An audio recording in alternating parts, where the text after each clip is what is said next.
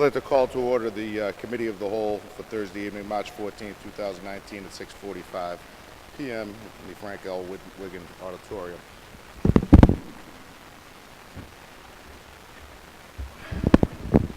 So I'm sure everybody is aware it's in regards to zoning issues. I'm under the impression that each counselor has asked and answered the questions that they wanted in previous meetings, but I think Councilor Manning Martin, you had some additional questions for Mr. Bellavance, and I will call Mr. Bellavance to the podium to address the questions. Thank you very much. And you have the floor, Councilor. Thank you very much, Mr. President. Okay. Thank you, Mr. Bellavance. I see that on 6.1, 6.2, that typo that under G has been fixed. So, okay, great. And on the next page, A, under 6.16.3, A, could you tell me the rationale for excluding it to new structures only for the residential overlay district in the zoning map for new structures only, as opposed to refurbishing any older buildings? Yes. The plan was to basically introduce new architecture. We want to make sure that they're meeting all the existing building codes and issues like that. And sometimes it's difficult to do that with older structures. We didn't want to see someone coming in trying to convert a warehouse into residential, not meeting what the requirements are. So we want to stick to having really new structures only in regards to that. Okay, thank you. And it's interesting because just reading what's going on in Salem with they're going over a similar residential overlay, and I think they're further in the process than we are. And what I think the discussion just this week was that they had a rub because they wanted it. The council, I think, didn't want new structures because they were afraid it wasn't going to fit into the landscape or the culture of the neighborhood. And instead, they're hoping to refurbish buildings to use them for residential. So, just pointing that out as a reference, I'm just wondering, do we want to restrict ourselves to new structures? And your point is a good one, but are we restricting ourselves from refurbishing buildings if we don't allow that? Should a structure, I think in Salem it's a lot of churches and things like that they're trying to produce more housing. But so that's what I wanted to know is that what we want to do? Do we want to restrict ourselves to new structures only? So if you can convince me to that. Right. No, I agree with you, and I think if there are certain areas of the city that I would prefer to use the existing structures. For example, we have the public hearing this evening in regards to the mill overlay. That's specifically for existing structure, and it's not made for new structures. That's because we have old, solid buildings that we really want to enhance those architectural features. The case with this situation, the areas that we have, there's either limited or no buildings on the sites right now, so they really would be limited to new structures. And it may be something, if this is still in place 40 years from now, if that's something that maybe at that time you would think about changing. But for now, we're really looking at vacant lots or areas that the building would normally come down anyway. Okay. And say in the future, unless I misunderstood when this residential overlay was first presented, if we were to designate another area in the city as a residential overlay, we could, correct? But then it would have been, it will be restricted to new structures if we use that language. Is that correct? Correct, yes. So we wouldn't be able to use residential overlay and put it in another area where you wanted to refurbish older buildings, right? Would have to come back and change the language? Yes. And you're fine with that? Yes, I think if we were looking at, for example, if we want to do a downtown residential overlay, we would look at different language to address that, especially with all the, you know, the older architecture in the downtown. We'd have different guidelines and requirements for that. Okay, good. Then I'm more comfortable with that language, knowing that your intent, then therefore our intent is that this is for the specific areas that you've already outlined and we've whittled down as we've gone through this process. So thank you for that. So in the grid under F, where it says from existing residential single-family dwelling, is that a conflict? That I'm confused if, so that's an existing residential, it's not a new. Are you following me? You know, the chart under F.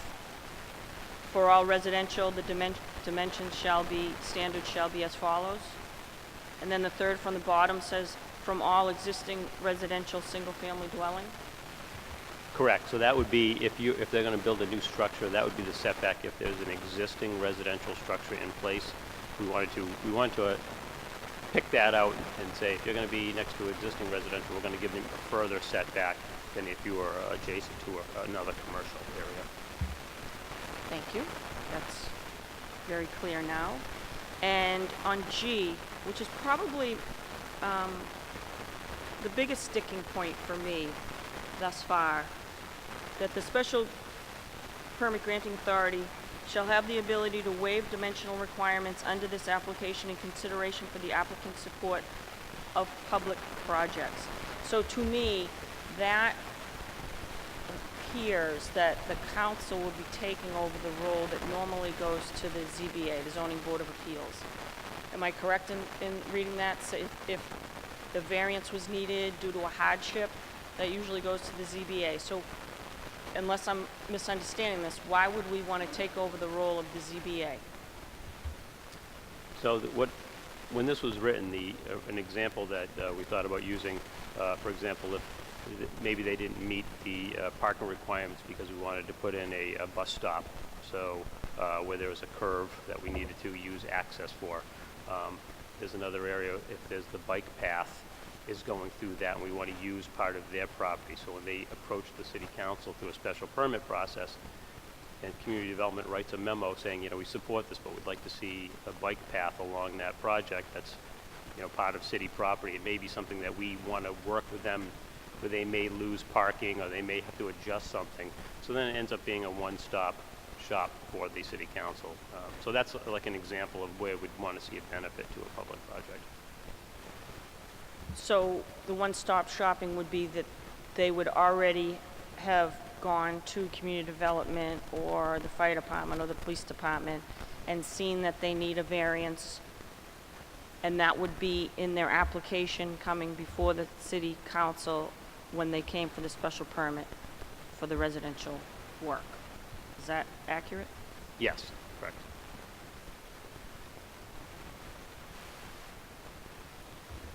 Do you see any other, because you said support of a public project. Now you gave me an example. Do you see anything else that would be a public project? I mean, something else what I know we're doing a lot of, looking at moving forward with water infrastructure on Route 1. It may be something where we need a pump station or a booster station or something that may be on their property, where we would look to, the city needed that property instead of going through a process of a taking or some other means. It may be something that we come to where they may lose or have to use a different setback for their building or parking or landscaping that would require, because we were looking to fulfill that need for the city. So that would be, for example, something else we would look at. Okay, thank you. And on H, the reference of, I think inclusionary zoning, is that in that one? Yes. Yes, affordable units, minimum criteria for inclusionary zoning. So our inclusionary zoning we're referencing is 15%, correct?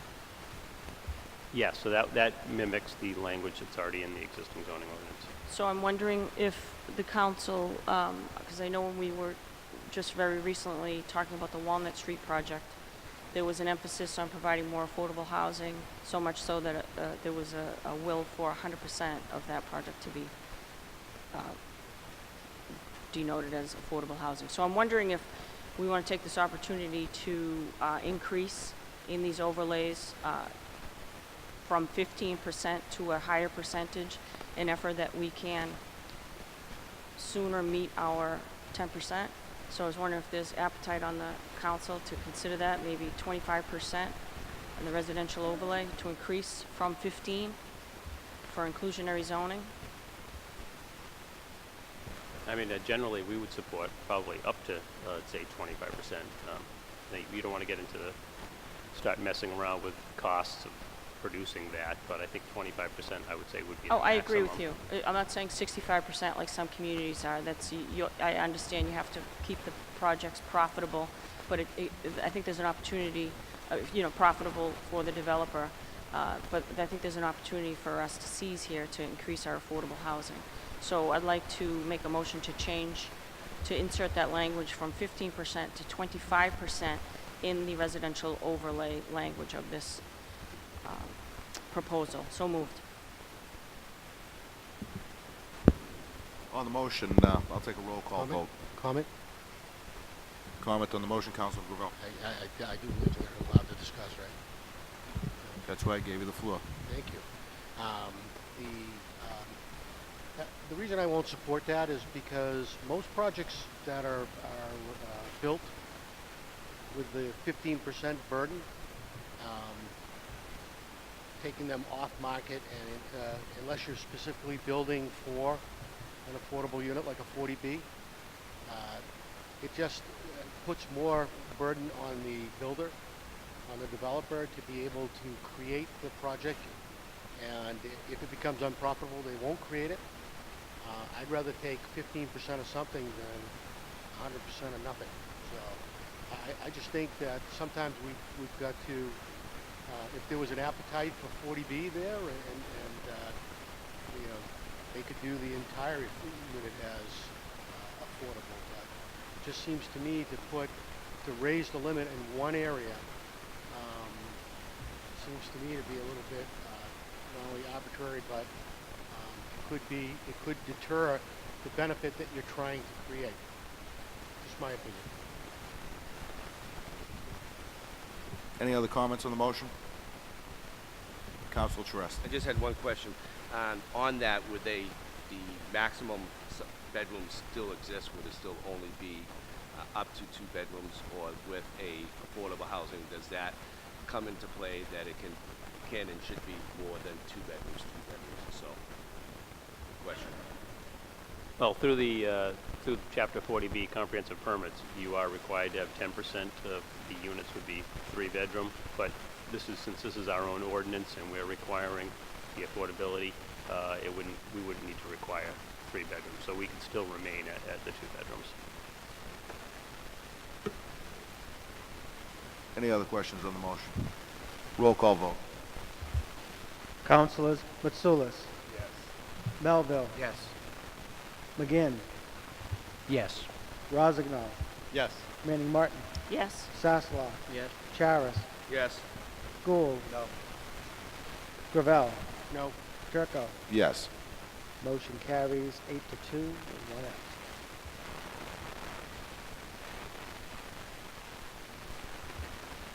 Through the chair, Mr. Chairman. Shall I continue?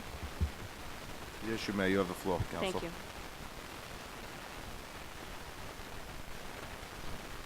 And just out of my own curiosity, there's 2 parts in the language of this proposal that talks about visual harmony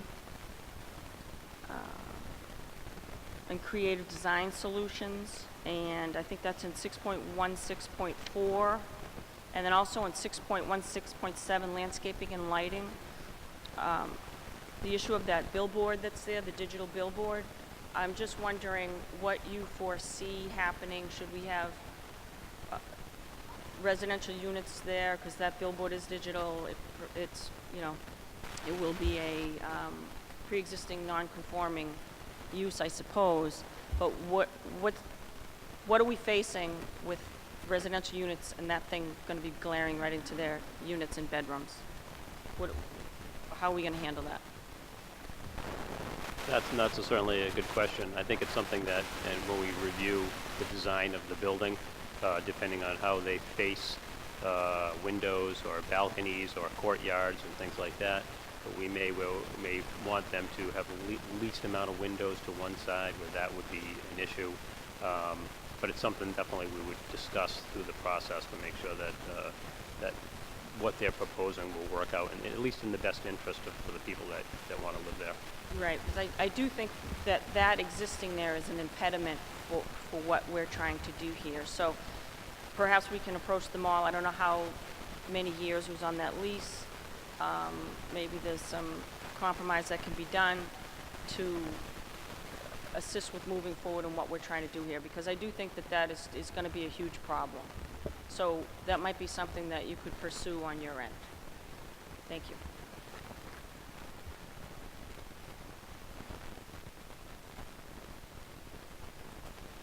And I think you answered this question already in an earlier question on applicability, where you reference or improvements greater than 25% that are part of the special permit application. Again, it's the new building versus the improvements on existing structures. I think you already answered that for me, though. So, okay, thank you.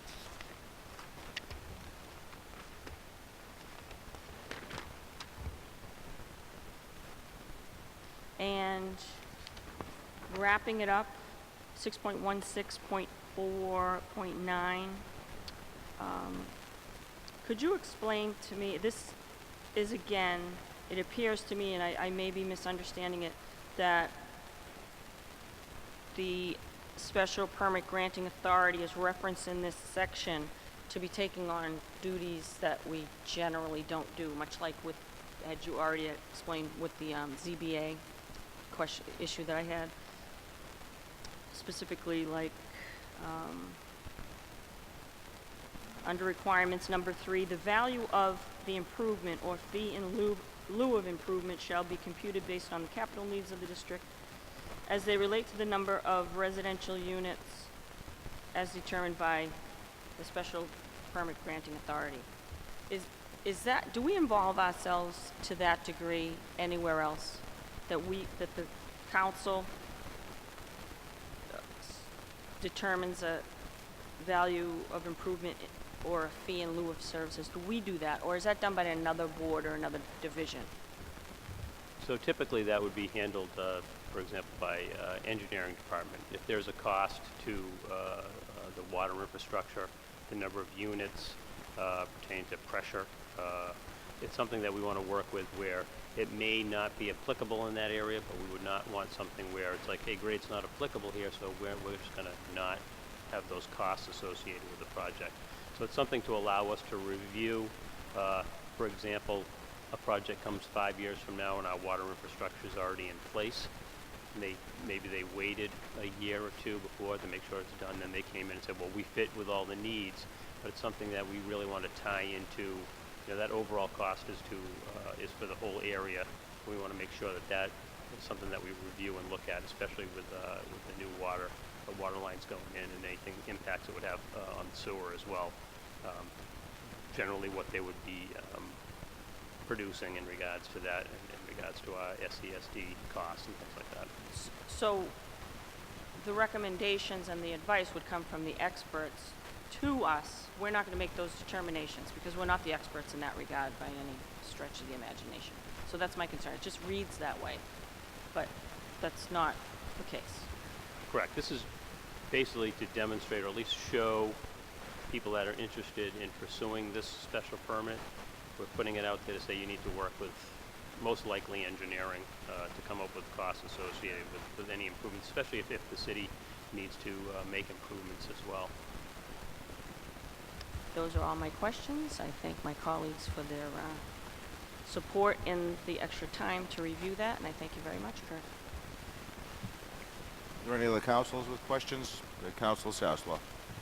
Thank you, Council President. I wanted to go back to the chart under F regarding the minimum lot size, and specifically talk a little bit about the maximum number of stories and the height. And having some time to reflect upon what we have put on paper, I just would like to share with my fellow council some of my concerns, and I'm looking for some dialogue on this. And specifically, it pertains to the, as I said, the maximum stories of height. And you'll see under A, we have 4 stories of 45 feet. In B, we have 5 stories and 60 feet. And what got me thinking about this was, I'm going to use the 2 parcels on Route 1 as reference points. And I'm also going to use what we call the dimensional control, which is at the end of our zoning book. It talks about every single zoning district and what the maximum height is.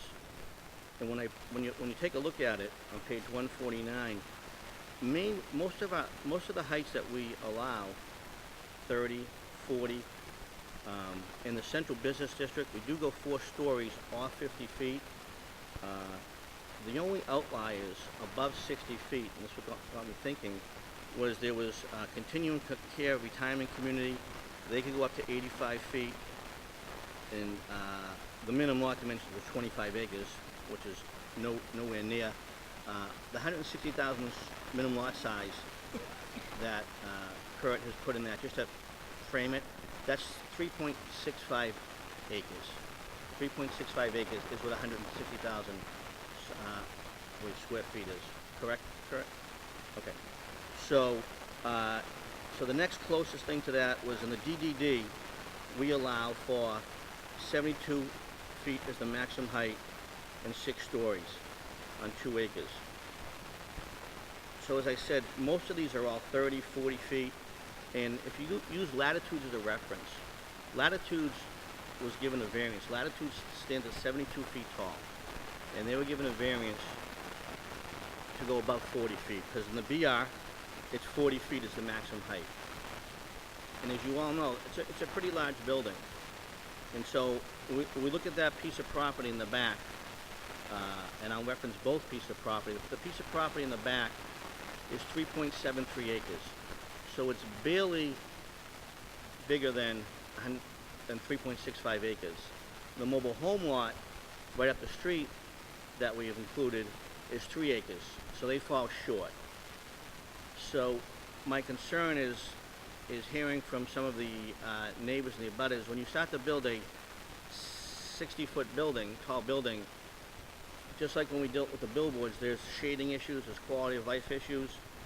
So I'm not quite comfortable with that. My thought is that I think I would be more comfortable is if we took the A column, 4 and 45 feet, move that to the B column, and on the A column, go back to 3 stories or 36 feet, which is what we have in the general business.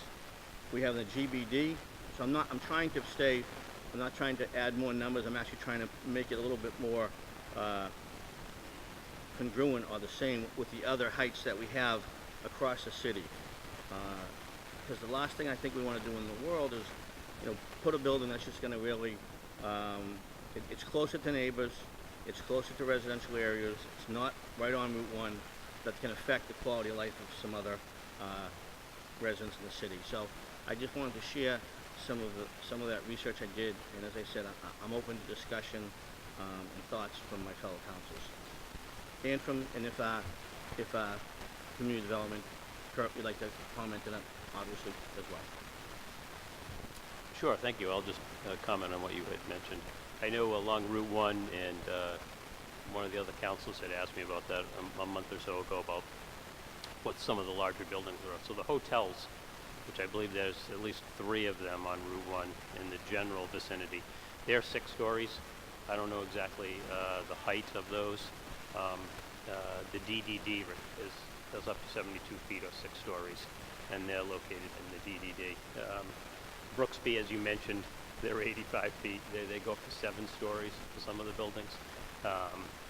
And then Crane Brook, which you access from Danvers, but it's actually in Peabody, that's 5 to 6 stories as well.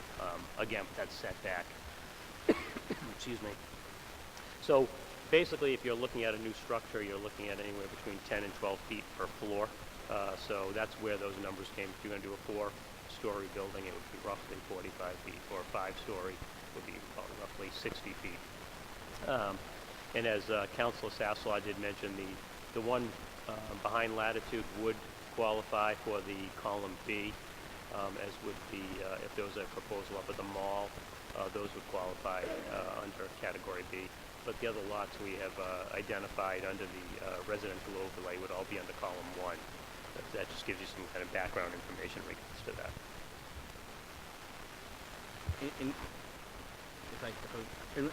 And I'm glad you mentioned the mall. Knowing that we don't know what their plan is, but having grown up at Cross Keys and being familiar with the area, if you're going to Cross Keys, Terrace Estates, I think those buildings, well, I know the buildings are either, I believe, only 3 or 4 stories high. They're not 5 or 6 stories. So I'm actually glad that you brought up the hotels, because I look at the hotels, usually hotels are not in a residential area like these 2 properties we're looking at. They don't abut residential area. So once again, I think that just gives you more insight into why I was looking at I thought it might make sense to bring them down to the figures I had talked about.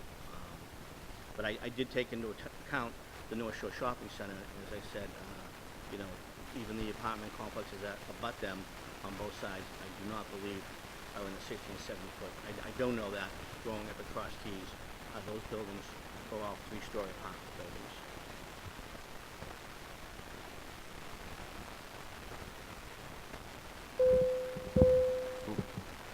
Is there any comments from other councilors on Councilor Saslaw's suggestion? Council, would you like to, actually, before you make a motion, I will ask, so Kurt, if we do this, essentially, if a building did happen to come up that wanted to be 5-story, 60 feet, we as a council would still, would that go before ZBA for that dimensional relief, such as you mentioned latitudes? Or would it be in our hands, as Councilor Manning mentioned in the previous section G, or the next section? So the intention of to have that in regards to public property, public projects would be if it was something, as I tried to explain before. So I don't know if height might not qualify for that. If it had nothing to do with a project. Thank you. So it would more than likely go before the zoning board for the relief. That's all. So Councilor Sasslaw? And I will make a motion, but I also know that I know that I've had some discussion with you, Councilor Turco, and you've always expressed somewhat of a concern with being overrun with apartments. So I think the motion I'm about to make takes into account some of that consideration too. Is trying to just cap is not the right word, but just to try and make sure that we don't infiltrate the city with apartments. And this is one of the ways where we're willing to look at it, but we're trying to also do it in a reasonable manner. So on that note, I'd like to make a motion to change the maximum number of stories in height, and that would be on chart F. I'd like to recommend that column A be changed from 4 to 45 feet to 3 and 36 feet, and column B be changed from 5 and 60 feet to 4 and 45 feet. So moved. On the motion, roll call vote. Councilors Mitsoulas, Yes. Melville, Yes. McGinn, Yes. Rozignol, No. Manning Martin, Yes. Sasslaw, Yes. Charis, Yes. Gould, Yes. Gravel, No. Turco. Yes. Motion carries 8-2, 1 absent. No further questions. Can I get a motion to adjourn? So moved, Mr. Chairman. Meeting adjourned.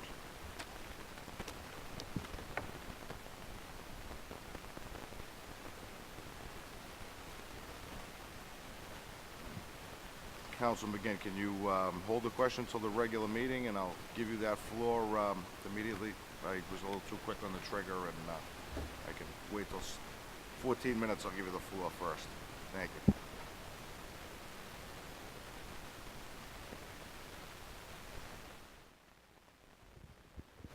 Councilors, if you could take your seats.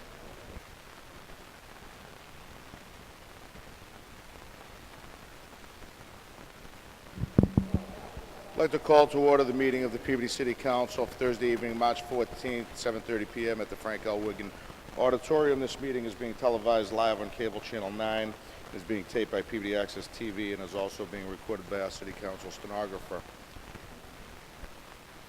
Please join me in a moment of silence.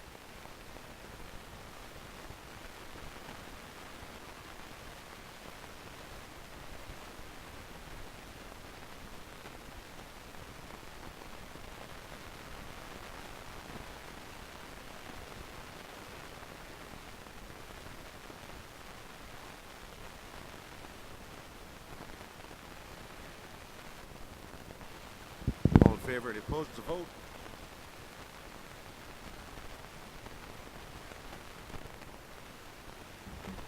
We'll move to item 4A. The clerk will read the notice.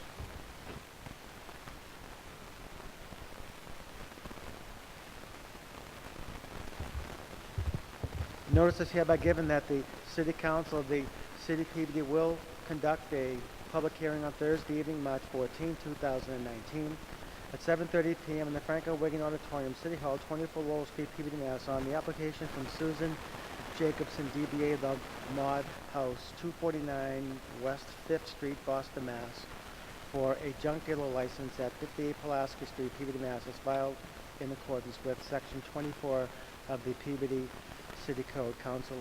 Peabody City Council, Councilor John G. Turco, City Council President. Do we have a petitioner for item 4A? Is there a petitioner in the building?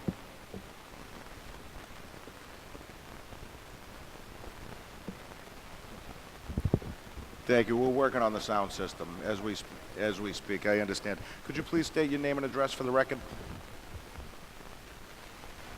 Press the button. My name is Susan Jacobson. I live at 249 West 5th Street in Boston, Massachusetts, 02127. Thank you, Susan. Could you just give a brief synopsis of what you want to do here at 58 Pulaski Street? I sell vintage items from the 1950s through 70s. Not really quite antiques, because antiques are usually 100 years old or more as a definition. But vintage items. It's the style known as mid-century modern, like maybe what you see on Mad Men, in the set design style. It's a curated collection. It's not junk. I know it's called a junk dealer's license. And I primarily do sell online, but I want to mix in the retail aspect as well. Thank you very much. Is there anybody in the audience here to speak in favor of this petition? Anybody here to speak in favor? Is there anybody in the audience here to speak in opposition to the petition? Anybody here in opposition? Seeing none, Councilor Mitsoulas. Yeah, thank you, Mr. Chairman. I spoke with Susan before the meeting, and we went through a couple of the comments that were made. One was from Public Services. It said if items are to be stored outside, she will not be storing anything outside, so she doesn't have to worry about any stormwater drain or anything going into the city sewerage. Also, there was a comment from the fire department, said the applicant shall provide a unit number for emergency response, and Susan was telling me that once she gets her contract settled, she will have a number put up. Am I correct? Yeah, okay. Yes. And it also says that the exit passageways will remain unobstructed, and I'm sure Susan's going to do that also.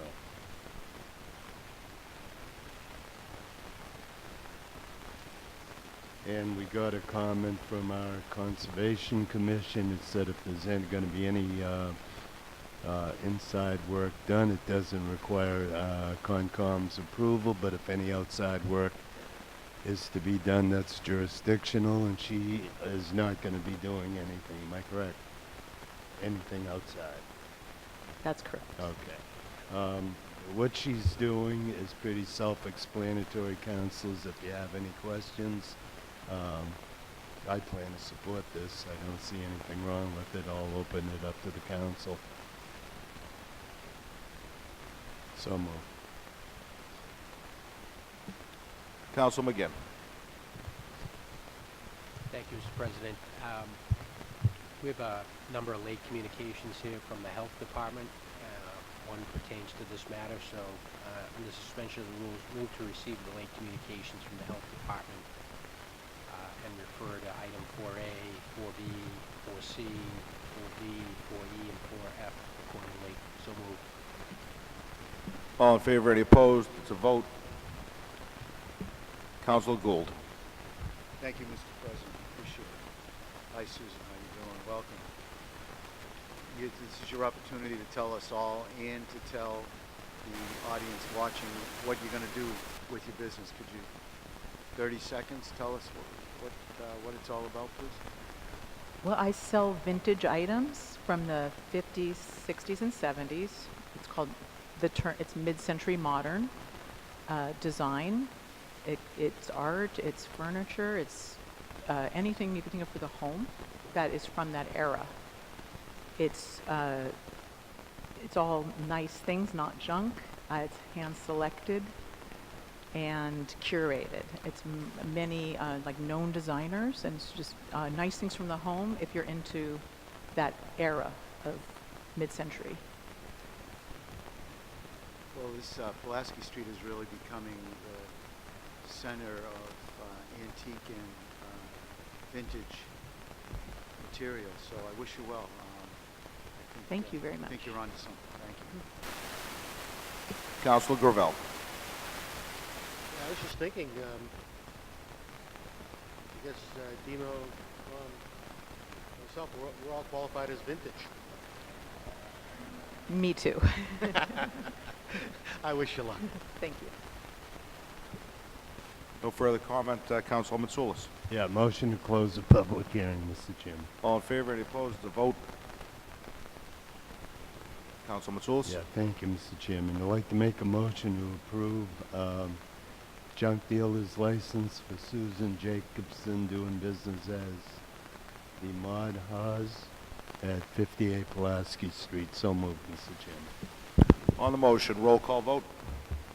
Councilors Mitsoulas, Yes. Melville, Yes. McGinn, Yes. Rozignol, Yes. Manning Martin, Yes. Sasslaw, Yes. Charis, Yes. Gould, Yes. Gravel, Yes.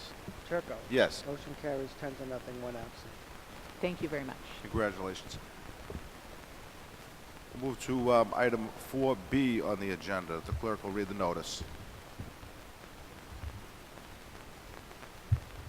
Notice is hereby given that the City Council of the City of Peabody, acting as a special permit granting authority, will conduct a public hearing on Thursday evening, March 14, 2019, at 7:30 p.m. in the Franco Wiggin Auditorium, City Hall, 24 Lowell Street, Peabody, Mass. On the application from J Cakes LLC, 13 Bertoni Road, Gloucester, Mass. For a special permit seeking to operate a retail bakery within the premises at 7A Bourbon Street, Peabody, Mass. Is filed in accordance with sections 4.2.5, 6.1, and 15.7 of the Peabody zoning ordinance. Peabody City Council, Councilor John G. Turco, City Council President. Thank you. Could you state your name and address for the record? I'd be happy to. My name is John Kelty. I'm an attorney. I practice law at 40 Lowell Street in Peabody, Massachusetts. I'm here this evening representing J Cakes LLC, who intend to do business or desire to do business at 7A Bourbon Street, and they want to operate a retail bakery within that premises at 7A Bourbon Street. This evening my client is with me, Jesse Mullen, as well as Steve Valenti, who is the landowner of the premises. We have engaged in a lease which is contingent upon the grant of this special permit so that my client can operate the retail bakery. My client, Jessie Mullen, has been in business for some 4 odd years. She does business predominantly out of her Gloucester facility at the present time. She is excited about coming here to further up the line, if you're a Gloucester person, meaning that she's coming south on 128. She's pleased to be able to have a broader portion of the North Shore as her clientele. This is the space that was formerly occupied by Edible Arrangements. The only change actually to the space will entail, there's no tear down, build out. My client will be bringing a new walk-in into the premises. And after that, she's good to go and ready to roll and excited about selling cakes here in Peabody. And as certain councilors here are extremely aware of, Peabody needs another pastry chef. So I'm pleased to answer any questions that the council may have, and thank you for your attention. Thank you. Is there anybody here in the audience to speak in favor of this petition? Would anybody like to speak in favor? Is anybody in the audience here to speak in opposition to this petition? Seeing none, Councilor Sasslaw. Oh, Councilor Charest, my apologies. Thank you, Council President. Can Jessie come up so we can all see her and welcome her to the area? Jessie, I spoke to you before on the phone. I'm very excited that you're coming, again, coming down from Gloucester to Peabody. That area of Peabody is really growing, as we all, most of us were at in the game last night. You see that growth and that changeover.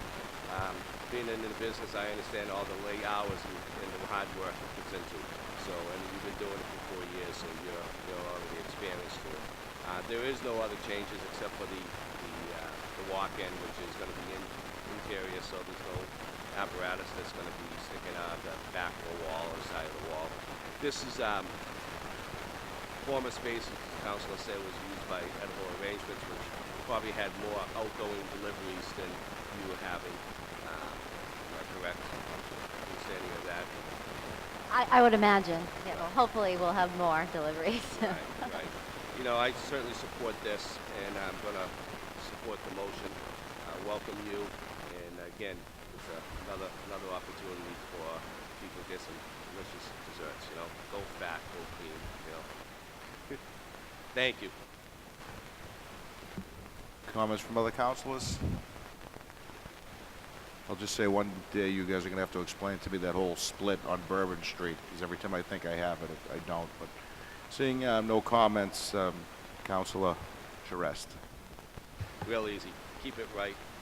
It's right on Ward 4 when you're going up. Okay. I'd like to close the public hearing and move to... All in favor, any opposed? It's a vote. Move to approve the application for J Cakes LLC, 13 Petroni Road, Gloucester. Special permit seeking to operate a retail bakery within the premises at 7A Bourbon Street. So moved. On the motion, roll call vote. Councilors Mitsoulas. Yes. Melville. Yes. McGinn. Yes. Rozignol. Yes. Manning Martin. Sasslaw. Yes. Charis. Yes. Gould. Yes. Gravel. Yes. Turco. Yes. Motion carries 10-0, one out. Thank you very much, councilors. We're going to move to item 4C on the agenda. The clerk will read the notice. Notice is hereby given that the City Council of the City of Peabody will conduct a public hearing on Thursday evening, March 14th, 2019 at 7:30 p.m. in the Franklin Wiggin Auditorium, City Hall, 24 Lowell Street, Peabody, Mass. On the application from Essex County Brewing Company, 58 Pulaski Street, Peabody, Mass. Requesting an entertainment license for the use of non-live entertainment, specifically television, radio, and digital internet music, and live entertainment, specifically karaoke, DJ, and live entertainment in the form of live music and social entertainment at said 58 Pulaski Street, Peabody, Mass. Peabody City Council. Councilor John G. Turco, City Council President. Can you please state your name and address for the record? Peter Doig, Boston, Massachusetts, 73 Sullivan Street. And it's kind of self-explanatory, but if you want to give a brief explanation of what you'd like to do. Sure. So we are a nano brewery and small tap room located at 58 Pulaski Street in the Mill Building. We are interior to the building, 2 walled in, and we've been open for about 4 months. What we were looking for was an entertainment license. Our plan is to, in the initial year, likely to have entertainment maybe once or twice a week. We're thinking of maybe one or two guitars, acoustical guitars, ambiance music, not creating like a dancing environment, just something to have in the background for the most part for patrons. Thank you very much. Is there anybody here in the audience here to speak in favor of this petition? Come right up. You can come right up to the podium, sir. Just state your name and address for the record, please. Michael Telio, 45 Pulaski Street. I live across the street and been in there a little more than a handful of times. Nice establishment, very nice people. It's not rowdy, it's not crazy. It's a nice place to go. I mean, people bring their families in there also. I think it's fine what they want to do, and it's another great use of those buildings. What they've done over at those buildings has been phenomenal. Now we just need to get rid of the trucks. Thank you very much, sir. Is there anybody else in the audience to speak in favor of the petition? Anybody in the audience to speak in opposition to the petitions? Anybody in the audience to speak in opposition? Seeing none. Councilor Mitsoulas. Thank you, Mr. Chairman. Councilors, I don't know if any of you have been by there, by the Pulaski Street. The owner is doing a fantastic job. He's cleaning that place out, and he's bringing a new style of businesses into the neighborhood. And I know what's on his mind and what he wants to do, and I believe he'll be very successful if he stays along the line he's talking about. As I told him before, we're here to change the building use, but not change the neighborhood. And I, as the ward councilor, as most of you know the way I watch over my ward, I'm pretty careful of what goes in there, and I want to make sure that the neighborhood is pleased with what goes there, and I'm always dealing with the neighbors there. Now, I want to tell you, I've been to that site. I don't see a problem with it. I like what they're doing in there, and I like the people they're attracting. I like the people that, I like the way they run their operation. And I had run into one of the owners, I'm not sure if it was you, was it you, that said to me that you exceeded what your expectations were, and you were looking in the future to maybe expand a little. Am I correct? Yes, it's something that we've thought about. Okay. It wouldn't be part of this ask here for the entertainment, but it is Right. something that we've looked at and have just in generalities discussed with our landlord, but no documentation. Okay. All right. And now, I just wanted to get a little specific here, because I didn't want to have that in the back of my mind, that here I am, I'm giving you an entertainment license, and in another 2 months you're coming in to expand, and then I'm going to have to deal with the neighbors saying, what's going on there, Jim? You know, they just opened up and they're expanding and they're looking. Now, there was another issue that my neighbors had brought up, and I brought that up with you also, and that was having entertainment outside and eating outside, you know, and drinking outside. If I lived across the street, I wouldn't want that. And my neighbors have already, they're not my neighbors, they're your neighbors, had already come up to me and requested that I bring it up this evening, that they do not want music blaring outside of the building, or food and drinks out there. You know, and if I allow this permit this evening, that's going to be one of the restrictions. So I want you to be aware of that, and I hope that you could live with that.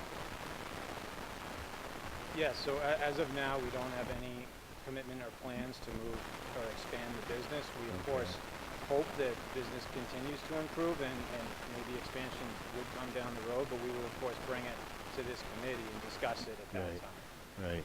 Well, see, I like your attitude. You know, you prove yourself first, and let's see what happens down the line. So far, you have proven yourself, and I don't have a problem with it. I like your operation. I like what Ed's doing with the building, and you know, and I'm your ward counselor. I want to see nothing but success there. That only makes my ward look good. I mean, it. You know, if you're a success, I'm a success. So let's work together on this. You know, and I like your attitude. Great. Councilors, I'll turn it over to anyone else who has any questions. Councilor Gould. Thank you, Mr. President. Sir, welcome. Can you tell me your current schedule of operation and what your hours are? Yes, currently Thursday and Friday night we're 4 to 8, Saturday 2 to 9, and Sundays 12 to 4. Reasonable. You gotta help me. I know where your brewery is. Your entrance is from the road onto the decking into the brewery. Yes, so you go up onto the deck and then you enter into the exterior perimeter doors of the building. Yeah. And then we have a secondary interior wall and interior doors to bring us into our space. So there's actually 2 walls before you get to the outside. And I was talking to Ed earlier. Ed's looking to add some outside seating, and that's applicable for your business too. So it would be sort of what I mentioned before, which is it's something that we've considered and we'd hope to do down the road, but we don't necessarily have the demand or the capital necessarily to make that investment. And also our liquor license would need to be amended to allow us for that additional space outside of our existing premises. Thank you. Mr. President, through you to Tim. Tim, for outside seating, is that a permit-related issue? Well, that will be up to the building inspector if they needed to amend their current special permit, because they're operating under a special permit right now. So if that's an expansion, possibly have to come back and do an amendment, but that would be the building inspector's call. Thank you. I think it's a wonderful plan. I am definitely in support of it, and I wish you well. Thank you. And I just have to say, Mr. Greeley is on top of his game with everything that is going on over there. He's got a vision. We've heard the vision a couple of different times, and now the vision is even getting more detailed. And Ed, I just want to commend you for what you're doing. Thank you. Any other councilors? Councilor Manning Martin. Thank you, Mr. Chairman. Through you to Councilor Mitsoulas. On, the petitioner has told us his hours of operation, which I jotted down. I tried to jot down quickly, but I wasn't quick enough. Okay, but I see, thank you. And I see that the hours of operation are not listed on the original special permit?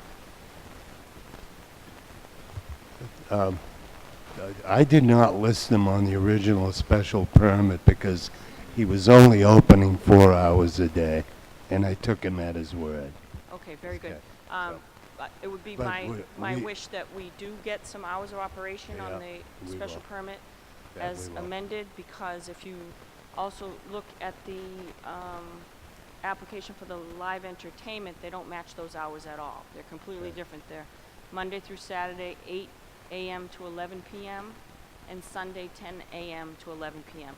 So I think we need to tie those things Right. together, tighten things up, and get it into the special permit. Right.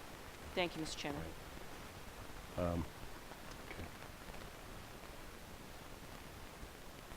Are you responding to Councilor Manning Martin's request because Councilor Chu No, asked you? well, I was going to.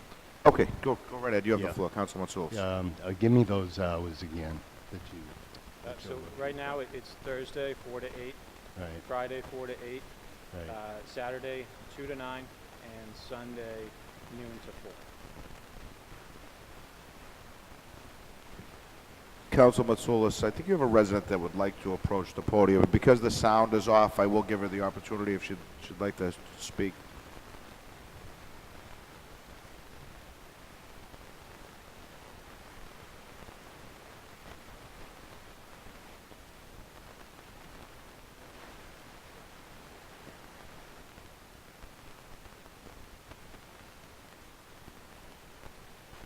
Council, excuse me, folks, it's a public meeting, so we would like to get any conversation on the record.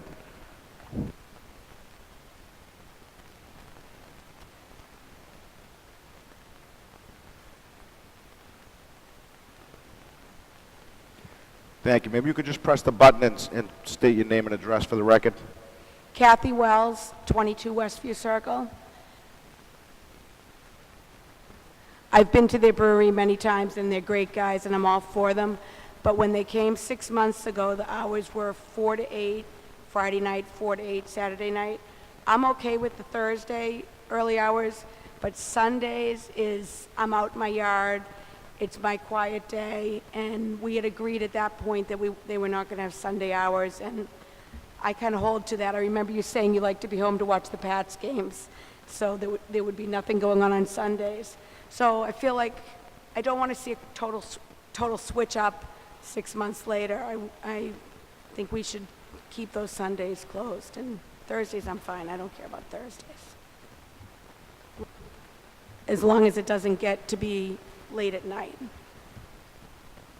Thank you very much. Councilor Matsoulis. Okay, thank you, Susan. We're going to compromise. We're going to do Thursday 4 to 8, Friday 4 to 8, and Saturday 2 to 9, and no Sundays. For the entertainment only? For the entertainment license, right. If I could just comment, when we came for our original permit, we had said that those were going to be our starting operating hours, and we were looking to expand, which we did to Thursday and Sunday. So just so you know, and I understand your comments 100%, that after football season, actually, we did start opening on Sunday afternoons. So for the past few Sundays, we have been open. So if you've been outside and you haven't heard anything, it's the same as it would be today. Okay. Excuse me, ma'am. We just can't have the back and forth conversation. Thank you very much. Councilor Charesh, you have the floor. I'm going to be real brief. I've been to your establishment, Matsoulis. I got to tell you, you've got a great ward going on. I've been there often, so you should be really proud of what's happening there. And I was amazed about how many families there were there with the kids. And I was amazed by some of the things you're putting out for the kids to keep themselves entertained. And I really do appreciate an establishment like this, keeping mindful of families coming in and with their kids. So kudos to you. Thank you for doing that. Councilor Sasslaw. Thank you. So when I look at what's happening here in the discussion of the hours, my concern actually is I don't want to see you have to come back every time you want to add an hour. I assume, as you said, things are growing, things are going good. So I looked at your website, I saw your hours today, and those are your hours today. But I have to assume that there might be a possibility that you might want to go to 9 o'clock on a Thursday or Friday if things are going good. And I don't have an issue with that. What I'd like to try and see is to try and give you a little wiggle room on the hours.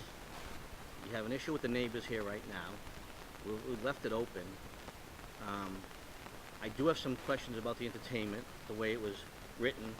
You know, it says there's a big difference between live bands and acoustical guitars. So there's a lot of stuff on the table right now, through Chair to Councilman Matsoulis, and you know I'm supportive of what's going on.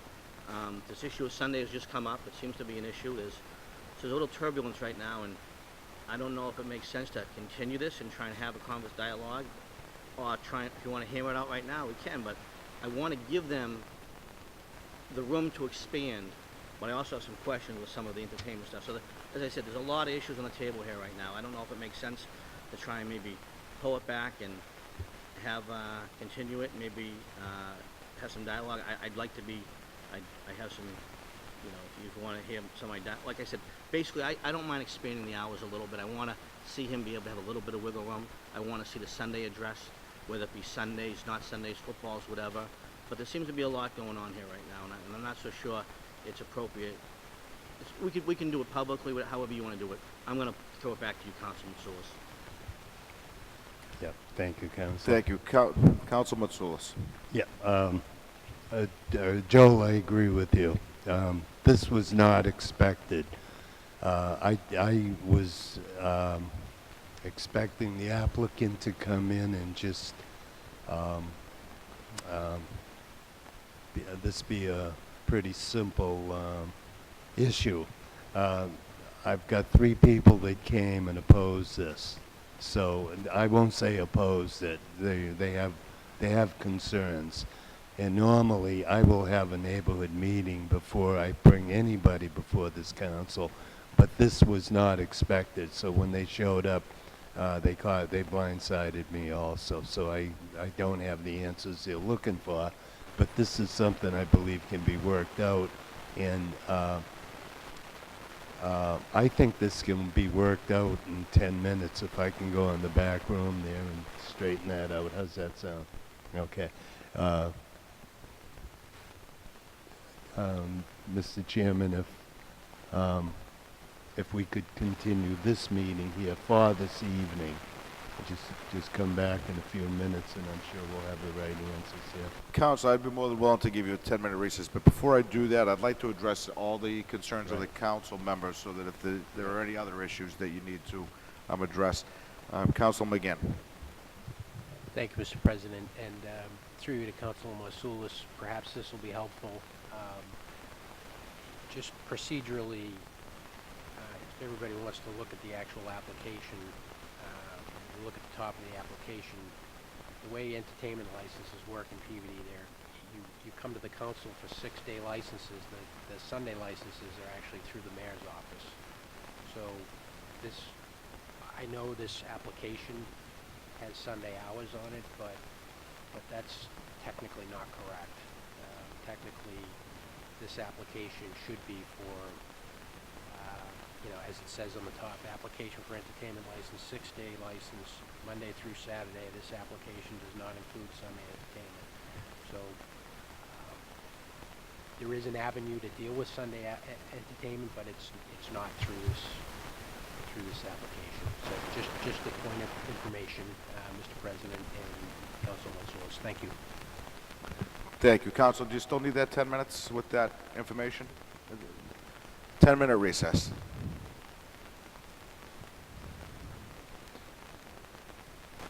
We'll take the 10-minute recess. Thank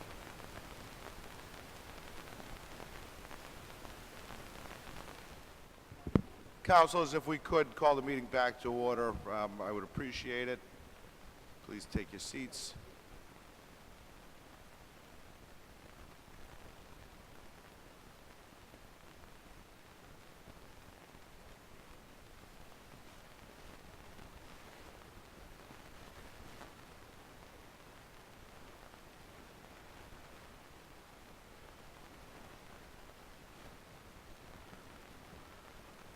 Councilor Matsoulis, what is your pleasure? Thank you, Mr. Chairman. After the discussion we had out there,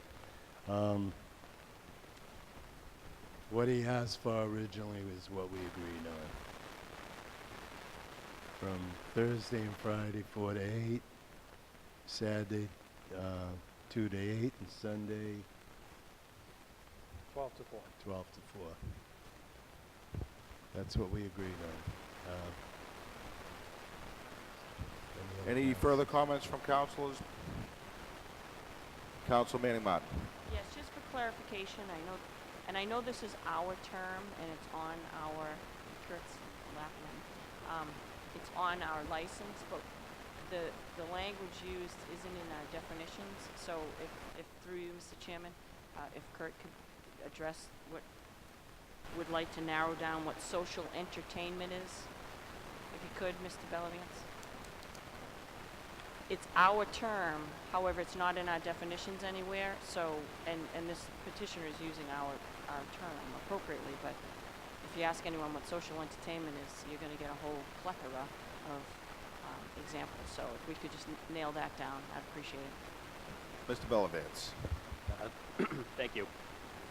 True, I brought to my attention the term social entertainment. It was the first time I've heard it ever. So I tried to Google it to see, because nobody else seemed to know what it meant. And you get a mix of different ideas of what it is, from foosball to darts to some video play.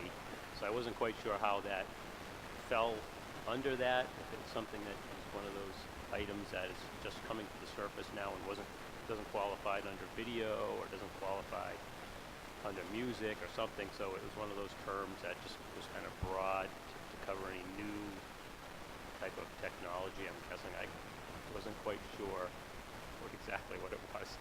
So I'm not sure if they're doing anything different there. Is that what your idea, what your concept was for social entertainment? Board games, foosball, quiet, kind of Yeah, family games, not Yeah. loud?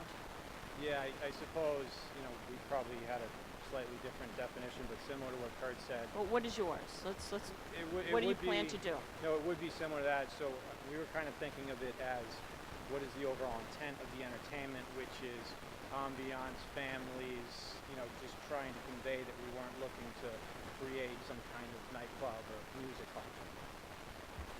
Excellent. So somehow moving forward, I think that we should keep an eye on the use of that term and either define it or not use it. But that's the concern. We don't want a nightclub down there, obviously. So you're on the record for saying that, so that's good enough for me. Thank you. No further comment from the council. Council Matsoulis. Mr. Chairman, I'd like to close the public hearing. All in favor? Any opposed? It's a vote. Council Matsoulis.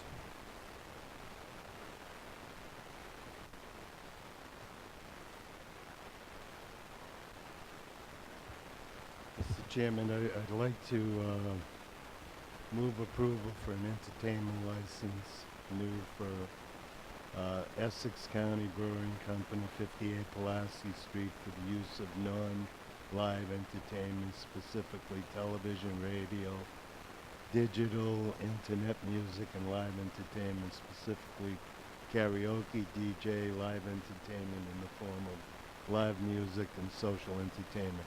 Mr. Chairman, I want to get specific here. Tell me exactly what entertainment you're going to be using, so we can put it on your permit with your hours. Sure. So our original intent was probably to start off with small 1 or 2 person acoustical or guitar music, not a full band. Now, listen, be specific. You're a one-person guitar, am I correct? I'd say up to 2 people. Up to 2 people guitar. Yes. That's it. Yes. Okay. So that's your entertainment. Yes. All right. And the hours of operation, Mr. Chairman, being Thursday and Friday 4 to 8, Saturday 2 to 9, and Sunday 12 to 4. And Mr. Chairman, Councilor McGinn brought out an issue that I'm really not clear on. He may have to go to the mayor's office to get the Sunday license. For Sunday, we have not done that in the past. Entertainment licenses have always included Sunday, but if that is correct, and I'm sure the council has an issue there, you will have to go to the mayor's office for the Sunday license. Okay, that's fine. So moved. On the motion, roll call vote. Councilors Mitsoulas, Melville. Yes. McGinn. Yes. Rozignol. Yes. Manning Martin. Yes. Sasso. Yes. Charis. Yes. Gould. Gravel. Yes. Turco. Yes. Motion carries 10 to nothing. One.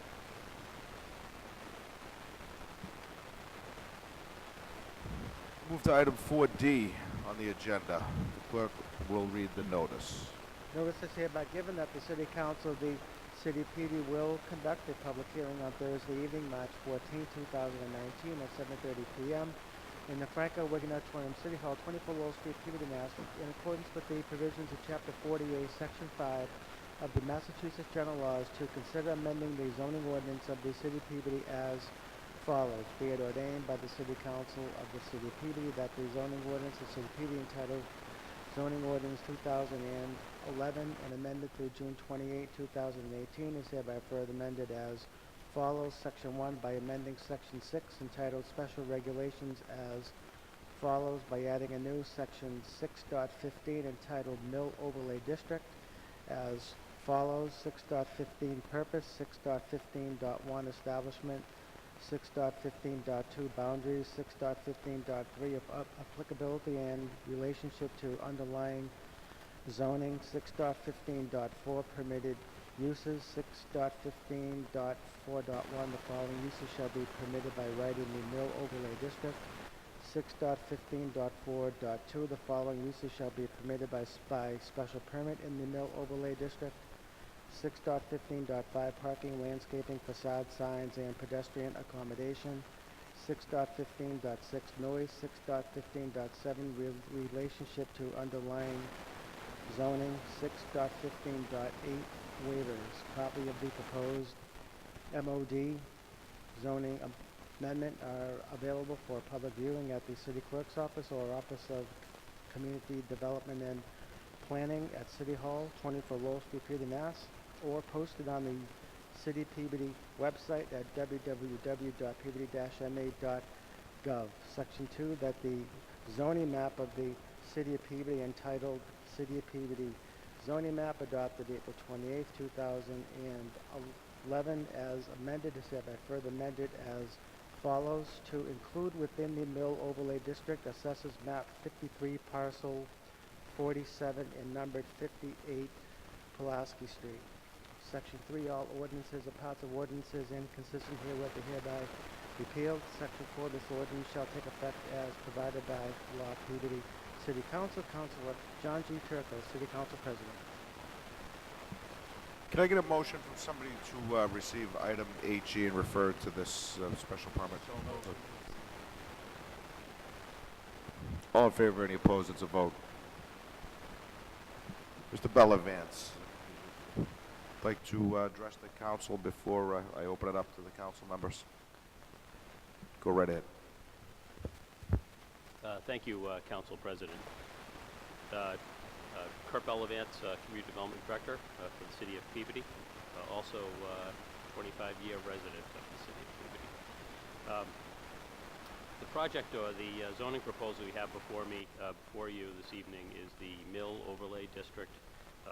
What the intention of this proposal is to take a existing 100-year-old building plus and try to make that for better and a better use for the city. I know right now, in the past I've worked in several communities, and because we're in New England and Massachusetts, there are many old mill buildings because of our long history, but a lot of those mill buildings are being underutilized, and there's been trying to repurpose those buildings in many of the communities. So as I've done that in past communities that I've worked at, I want to do that in the city that I work now and live in. One example, and that's before you this evening, is the Pulaski Street project identified as 58 Pulaski. The structure was built in 1890. It was an industrial use at that time and built for that purpose. Industry has changed in 130 years. Certainly the types of buildings that are used for industrial purposes have changed. So what we're left here is with an existing building, abutting residential neighborhood. So what type of uses can we use for that building? How can we convert that to make that a better use for the neighborhood? So what I put together here before you this evening is some different uses that we could allow in that structure. And to kind of quickly or briefly go over the information, the purpose of this is it's within an existing building, so we're not looking to construct any new buildings as part of this overlay. and this is to preserve what we have. So as I mentioned earlier, the building was built in 1890, and we'd like to preserve that history in Peabody, but try to adapt that to 21st century uses. So what I've put together is what's called a overlay district. So what you do is you take the existing zoning, which is industrial, that's what the site has always been, and to allow an overlay which allows a few more uses to that property. We're looking to add these uses so that the owners have flexibility in bringing in new clients and new tenants that would be more appropriate for the building. They would be a mix of different uses. So I know some concerns in that area is noise, especially with trucking, other noises, some of the work that's going on in the building. So part of a mixed-use building is to create different uses within that building, so they need to work together. You may have a music shop, you may have a coffee or cafe, you may have a business office, a workspace where people would come in and use conference, have a shared conference area. So you need to control the noise level and what's going on in that building. So the uses that we're proposing would be complementary to one another.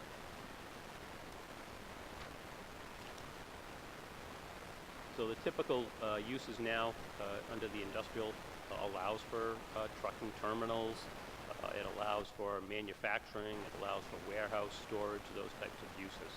What we're proposing under the mill overlay is to have basically some softer uses. We're looking at small retail establishments. And I say that small because it would be up to 4,500 square feet. After that, they would require a special permit before the city council. That excludes any automotive related industries, so that would not be allowed. Car washes,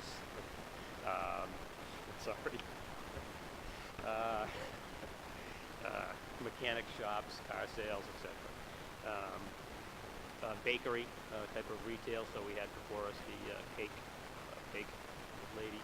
That would be something that would be allowed here. Small personal service establishments, whether you're going to have a small type of office, a yoga studio, a hair salon, a spa, something like that. It also would allow indoor recreation, so there may be something where right now they have a daycare, which is allowed in every zoning district in the city. So there's a daycare center there, so they may want to do some kind of entertainment, indoor recreation for the children there after hours, or something that would be complementary to that. It also allows for a museum, and I can't really think of anything more quiet than a museum. So those are the typical uses that we're proposing to be added as part of this mill overlay district. What that does is it gives the owner of the building flexibility in who they can bring in as clients. Talking with the owner and talking with past owners and other projects, the type of businesses that you can bring in really makes or breaks a project. There's a lot of businesses in the city that can basically accept anybody, and there's somebody always there willing to pay rent, and there's always someone there willing to accept rent. But when you have a little bit of higher standards and you want to produce a better product, a product that's going to complement the neighborhood, then you need a little bit more flexibility so you can bring in higher end clients and basically make the expense, put in the cost that it's going to do to improve the building. I know they're already putting in an elevator. They've put in several hundred thousands worth of life safety systems within the building, and they're really making that building and bringing it up to a 21st century building. And I believe this flexibility with the mill overlay will allow them to put additional uses in that will complement that and bring in, make it more successful of a building.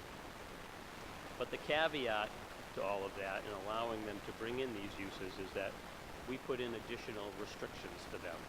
So the items that we outlined in the mill overlay, it's parking, landscaping, the facade, signs, and pedestrian accommodations. We also address noise and light, because those are the things that would impact the surrounding residential areas.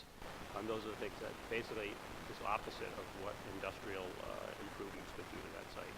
So we add those caveats into the mill overlay and allows them, if you want to take advantage of these uses and make your building, then you have to you have to abide by these guidelines that we've outlined in this mill overlay district. So that's kind of a quick overview of this. I've been before the Industrial and Community Development Subcommittee, which moved this along. The Committee of the Whole moved this along. I went forward to the Planning Board. They had voted unanimously to support this. Now I'm back before the City Council, ultimately to get approval for the mill overlay district. And I'd be happy to answer any questions you might have. Thank you. Councilor Matsoulis, since it's in Ward 3, I will give you the floor. My apologies. Is there anybody in the audience here to speak in favor of this zoning amendment? Is there anybody here to speak in favor? Come right up, sir. You're starting to like this City Hall thing, huh? Go right ahead. State your name and address for the record. Auditorium, 45 Pulaski. First of all, I'd like to thank the gentleman who owns the buildings for what you're doing over there. It's really, really great. They sat dead for years, and it's more of, it's sort of like you'd find in a small mall or something. You know, there's all kinds of different things in there, and he's got plans to do a lot more. I don't see why anybody that lives on Pulaski Street, I can't speak for them, but I don't see why they wouldn't want this change, because it eliminates the chance of any heavy equipment trucks going in there or anything like that. And it's just going to make it for a better neighborhood. There's different people coming into the neighborhood, getting the businesses, more money for Peabody, it's great. Keep it up, really. Thank you very much. Is there anybody else in the audience here to speak in favor? Come right up, sir.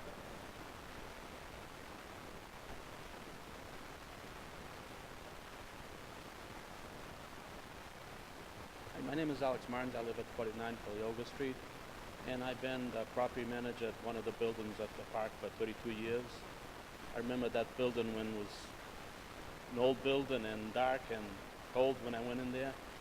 And this gentleman came in a couple of years ago. The place looked like night and day. I mean, the place looks really good. The entrance to the park, people really look at that, and it's really good to have a building like that at the entrance of the park. And this is a great idea to change the zoning, because I have my building that we just spent over $2 million dividing it all up. We're trying to bring business in there too. I'm all full. I got a church, I got a school, I got a daycare, and it's all wonderful for the park. And I think it's a great idea, and I want to congratulate you that you're doing a terrific job. Keep it up. If you need any help, I'm up the street from you. Thank you. Thank you very much. Anybody else in the audience here to speak in favor? Anybody in the audience here to speak in opposition? Any opposition? Seeing none, Councilor Matsoulis. Yeah, thank you, Mr. Chairman. First of all, let me mention I've noticed the change myself. I go in that shopping area every day. It's part of my ward. The gentleman that just came up and spoke, he's in that building way in the back. That building is almost 2 football fields wide, and it's a huge building, and they're sectioning it off. They're putting businesses in there. I mean, it's really improved. And when Ed started moving, you could see the difference just driving by his building. You could see the activity there, and you could see how he's cleaning the place up. I'm seeing the tenants that are coming in there. The change is great, and as a ward councilor, I'm looking forward to it. And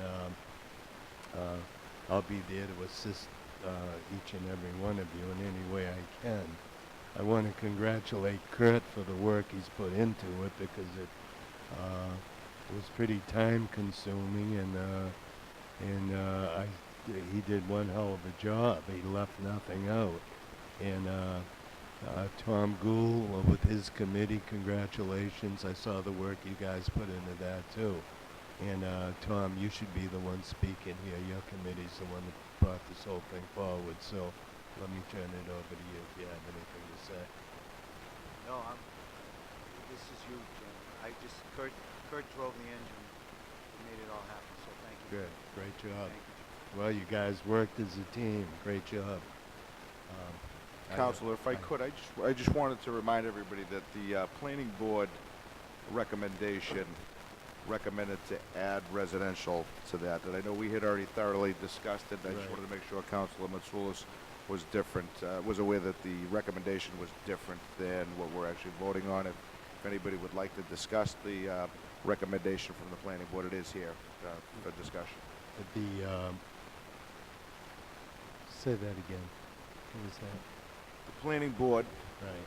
although they approved the zoning as written, as just read by the clerk, had also asked to add residential. Now, obviously, we don't have to do that, and I wanted to just make sure that the council was aware that that was their recommendation. Right, right. We did not add residential to this, you're right. And I want to thank the owner for agreeing to that also. You could have sat back and fought me, but you didn't. And that's why I'm going to work with you and help you in every way I can. You know, one hand washes the other. So moved, Mr. Chairman. Any comment from the council? Councilor Gravel.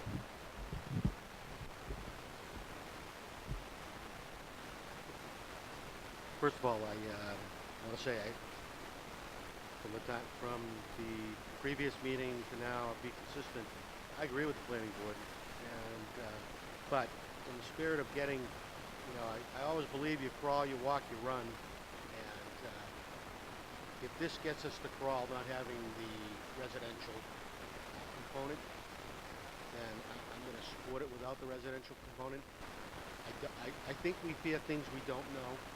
And I think we sometimes are overly cautious about some of those items. But again, I want to see this approved because I grew up in an industrial neighborhood down on Sherman Street. The entire line of the street was leather factories and byproducts of leather factories. Not a great way to live. And I know the poor neighbors on Gloucester Street. The time I started on the council, one of the first things we had to deal with was buses, carrier trucks rattling down the street.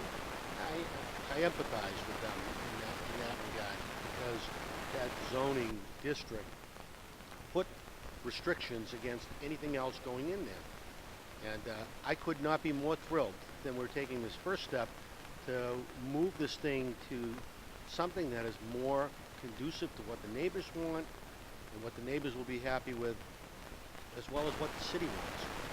Empty buildings produce no tax revenue. Empty commercial buildings produce limited tax revenue, very limited. Part of the commercial taxing process is to take the productive use, the current productive use of the building, add it to the market value of the building, and multiply it times 1.75% of the residential rate. So a commercial entity gets to pay 175% of a residence, and that's added to if it's filled with people. So the more productive that property is from the standpoint of a commercial entity, the greater the tax revenue that you get from it, which to me is awesome. So I'd like to see them all succeed there, and that they all have the opportunity to go forward with this type of a plan because it makes a ton of sense. It's worked for Lowell. It's worked for Lawrence. It's worked for Haverhill. It's worked in many, many former industrial cities. It will work for us too.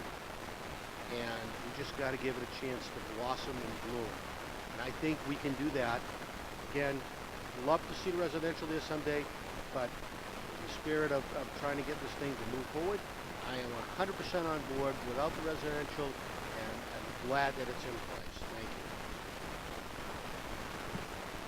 Councilor Gould. You didn't have your hand up, I'm sorry. Councilor Charest. Thank you, Council President. And again, I agree with Councilor Gravel. After the first meeting that we had on this, Councilor, I just wanted you to be aware of, there were several people that came to me, younger than me, but it's, you know, my age, there's a lot of those people who were very excited to hear that this was happening and said, I love to live in an area like that. So I just want to let you know that we're certainly going to support this and what you support yourself. But just keep in mind, there is good professional people out there who are looking for a setting as what you have in Ward 3. I'm a little jealous because I would love to be able to have something like this too in my ward. But just to let you know, there is people watching to looking good professional people to live in an atmosphere like that, and those people will be the ones who don't. The trucks won't be there, right? The residents not going to push out the trucking is not going to push out the residents when they're coming in. It's going to all work cohesively together. But I just want to let you know that firsthand, I heard of many people who were looking at that. And the other, when Ed was up here speaking, one of the things that really took me surprised when he said he stood up at the top floor, he looked out, and he overlooked the river, and he thought maybe a duck boat someday. I mean, what vision is that? Who ever thought of something like that? So I stopped there, and I looked at it. I'm like, God, I wouldn't even thought of looking at that space on the backside towards the river. So I think he really has a great vision, and I think you're very lucky, Councilman Matsoulis, to have someone like that in your ward. Thank you. Council Melville. Thank you very much, Mr. President. To me, this has been a fantastic learning experience in seeing the zoning and how it changes within the city. I had the opportunity to come visit this site with the current owner and, talk to him about what he has planned and what he sees going on there. One of the major headlines, I think, on this is that it was an unsafe building that's now safe. And we had a member of the fire department here. And I think that, to me, is an important part of all of this, especially for neighbors and something I've gone to a couple of municipal events with other municipalities. And a lot of the times when they're talking about old industrial factory areas, they're burned out. It takes infinitely more money to rebuild them. If you want to look on one great example was what you saw on Causeway Street in Boston next to the Garden. There was a building there that had been abandoned and blown out for a long time, and the reason nobody invested any money is because there was no structure to invest in until recently when zoning changes that Boston did allowed that property to become safe. And there were people that were in danger, and the state police had talked about it forever. So if you look at it now, it's what they call Lovejoy Wharf, and multiple businesses, corporations going in there, and it's generating a tremendous amount of tax revenue for the city of Boston. And I know this from talking to some people I work with at the city. So I think as much as this is a great opportunity for business within the city, it's also making a building that was detrimental to a neighborhood, unsafe. It put the carrot and the stick with the zoning measure to enforce investment into it to make it a safer for not only business to operate in there, but also for the neighborhood as a whole. So this was a great experience for me to see this play out. Thank you very much, Mr. President. Council Manning Martin. Thank you, Mr. Chairman. Just briefly, I just wanted to commend the council for their compromise that all of this discussion has led to something that we're putting forward that's improving an area and improving the city overall. We've been through, several years ago, we redid all of our zoning, and it took over a year and a half, and there was a lot of contention, some arguments, some bad feelings, and we got it done, but it wasn't as civil as this portion that we've done in the last couple months in order to get as important changes done in the zoning. This is a very important change that we've made moving forward, and I just want to commend the councilors for the compromise. Everyone on here has compromised a little bit in order to what looks to me like is moving forward as a unanimous decision. So I think we should all just kind of reflect on that we are moving forward together, showing compromise, and that's really how good government works. So thank you, Mr. Chairman. Thank you. Any other comments from the council? Councilor Matsoulis. Motion to close the public hearing, Mr. Chairman. All in favor, any opposed? It's a vote. Councilor Matsoulis. Thank you, Mr. Chairman. I'd like to make a motion to approve a zoning amendment, section 6.15, Mill Overlay District 58, Pulaski Street. So moved. And adopt as advertised as read, Counselor?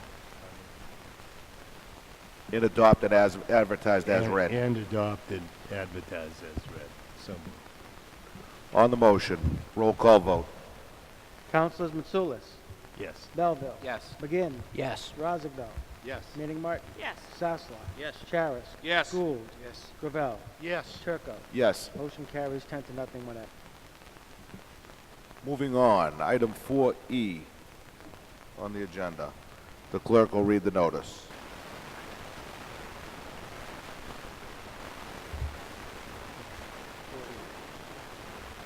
Notice is hereby given that the City Council of the City PVD will conduct a public hearing on Thursday evening, March 14, 2019, at 7:30 p.m. in the Franklin Wiggin Auditorium, City Hall, 24 Lowell Street, PVD, Mass., in accordance with the provisions of Chapter 48, Section 5 of the Massachusetts General Laws to consider amending the zoning ordinance of the City PVD as follows. Be it ordained by the City Council of the City of Peabody that the zoning ordinance of the City of Peabody entitled Zoning Ordinance 2011 and amended through June 28, 2018 is thereby further amended as follows. Section 1, by adding to Section 2 definitions to the zoning ordinance. Studio, motion picture, and television filming, a building used for creating, editing, and producing film or video without spectators. Section 2, to amend Section 4, Table 4.2, Schedule of Use Regulations to allow studio, motion picture, and television filming by special permit in the following zoning districts: Light Industrial IL, Industrial Park IP, and Designated Development District DDD. Section 3, all ordinances or parts of ordinances inconsistent herewith are hereby repealed. Section 4, this ordinance shall take effect as provided by law. Peabody City Council, Councilor John G. Turco, City Council President. Thank you, Mr. Bellavance. Thank you, Council President Turco. Kurt Bellavance, Community Development Director. Before you this evening is language in the zoning ordinance. We're looking to amend to include basically a definition, which is studio, motion picture, and television filming.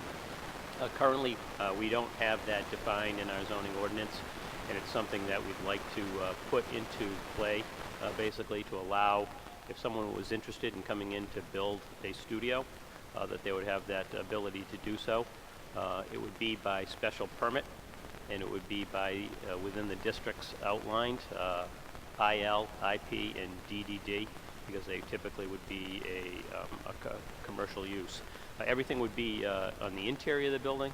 There may be some circumstances that they may want to use parts of the outside of the building, but again, this would be a special permit, so someone coming before you would have a presentation and a plan, and they would look for your approval, and there could be conditions as well, but ultimately we want to have the definition within the zoning ordinance so that someone would have that opportunity to come before the City Council. Thank you. Is there anybody in the audience here to speak in favor of the zoning amendment? Is there anybody in the audience to speak in opposition to the zoning amendment? Seeing none, I believe this affects wards 1, 2, 3, and 5. So in this case, if nobody minds, I'll defer to Councilor McGinn to open the discussion. Thank you, Mr. President. I think this particular matter was pretty well vetted through Industrial and Community Development and had broad support in that committee. Under suspension of the rules, I move to receive item 8H, which so moved. All in favor, any opposed? It's a vote. Which is a recommendation from the Planning Board after their public hearing to advance this as well, and I believe that was a unanimous decision. My intent is to support this, and I would make that motion, but would defer to other councilors before I make the motion if there are any other comments. Any other comments from the council? Just on behalf of myself, you know, I was very happy to see this come forward, and I believe Mr. Bellavance is well aware that we did have some opportunity. Hopefully that comes back. in the industrial park and Centennial, and I was well in favor of that. And I think having this option for some of those buildings, because they are well suited for movie production, is a great idea, and I'm very happy to see it. So, thank you. Council McGinn. Thank you, Mr. President. I've moved to amend the zoning ordinance of the city of Peabody. Council, could you close the public hearing? Thank you, Mr. President. Move to close public hearing. All in favor, any opposed to vote? Thank you, Mr. President. Move to amend the zoning ordinance of the city of Peabody as advertised and read. So moved. On the motion, roll call vote. Councilors Mitsoulas. Yes. Melville. Yes. McGinn. Yes. Rozignol. Yes. Manning Martin. Yes. Sasla. Yes. Charis. Yes. Gould. Yes. Gravel. Yes. Turco. Yes. Motion carries 10 to nothing, no matter. Move to item 4F on the agenda. The clerk will read the notice. Notice is hereby given that the City Council of the City of Peabody will conduct a public hearing on Thursday evening, March 14, 2019 at 7:30 p.m.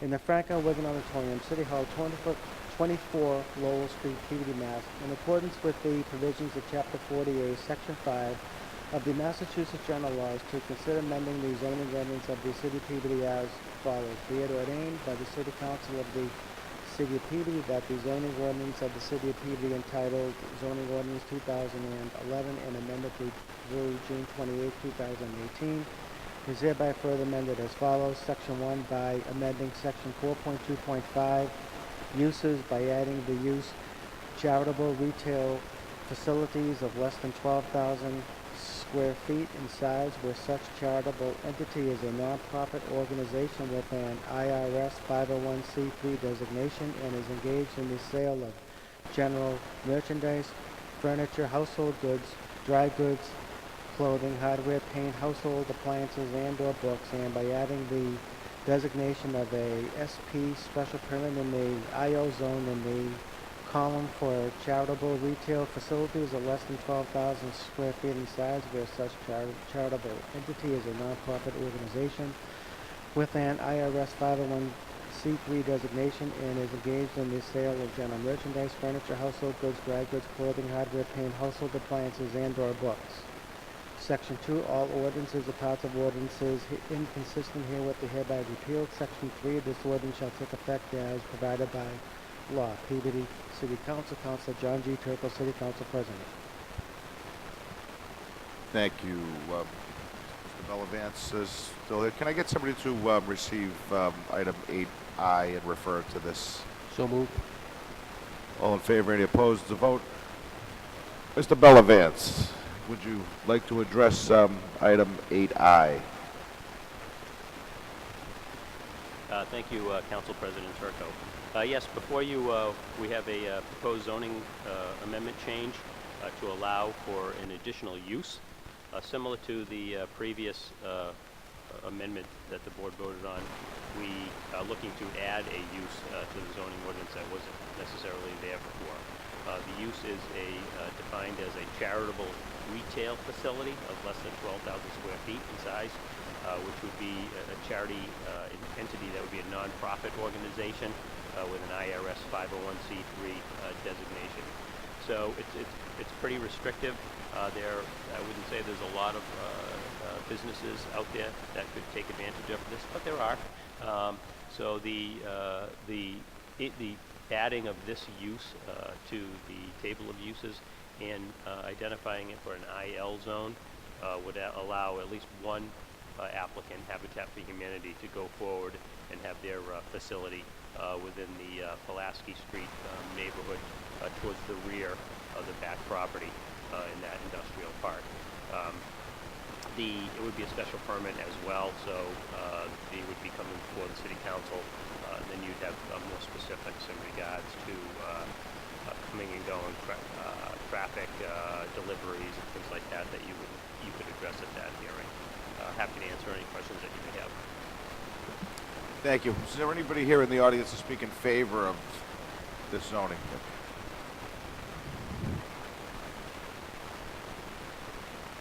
Mr. Brenner, could you please state your name and address for the record? Hi, Joel Brenner, 5 Alexander Street, Peabody, Massachusetts, 30-year resident of this great city. I think about this change that's being proposed for zoning. I know these kinds of changes are hard, but when it comes to charitable organizations, I think we all agree that we have to help out where we can. So I applaud the city for looking at the charitable organization aspect of this and proposing these changes. So thank you for doing that. As I think a lot of you know, I'm a board member for Habitat for Humanity, North Shore. We have a restore that's located in the Pulaski Street neighborhood, 58R, goes to the back, and we're excited to be part of this. So when we look at this and think about everything, all the changes that are going on, this is a really exciting time for us. We appreciate the council's efforts. We appreciate the Belvit's efforts as well to make this happen.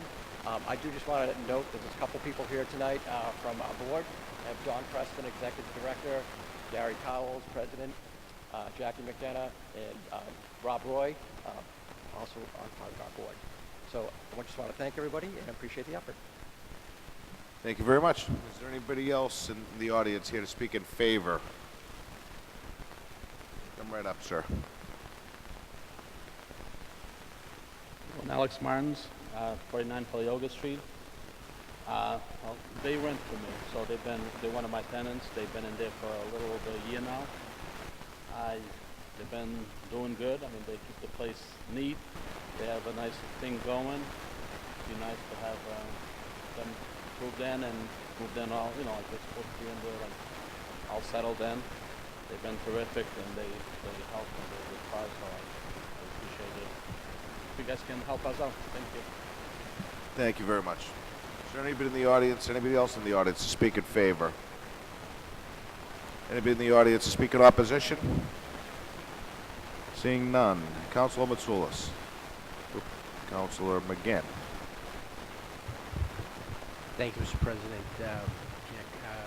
Councilor Matsoulis was aware that I had been in touch with Habitat on this, so asked me if I would assist on this one, which I'm delighted to do. Again, this was thoroughly vetted at Industrial and Community Development. Enjoyed broad support of that committee. Enjoyed the full support of the full council and received a unanimous support of vote of approval from the planning board. I plan to support this zoning amendment. It does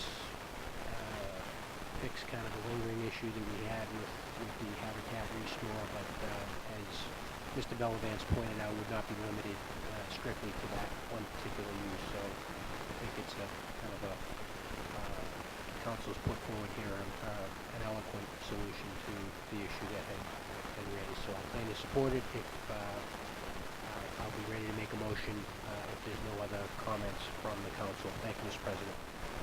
Councilor Manning Martin. Thank you, Mr. President. I just want to thank the board members and Habitat for your patience and understanding throughout this process.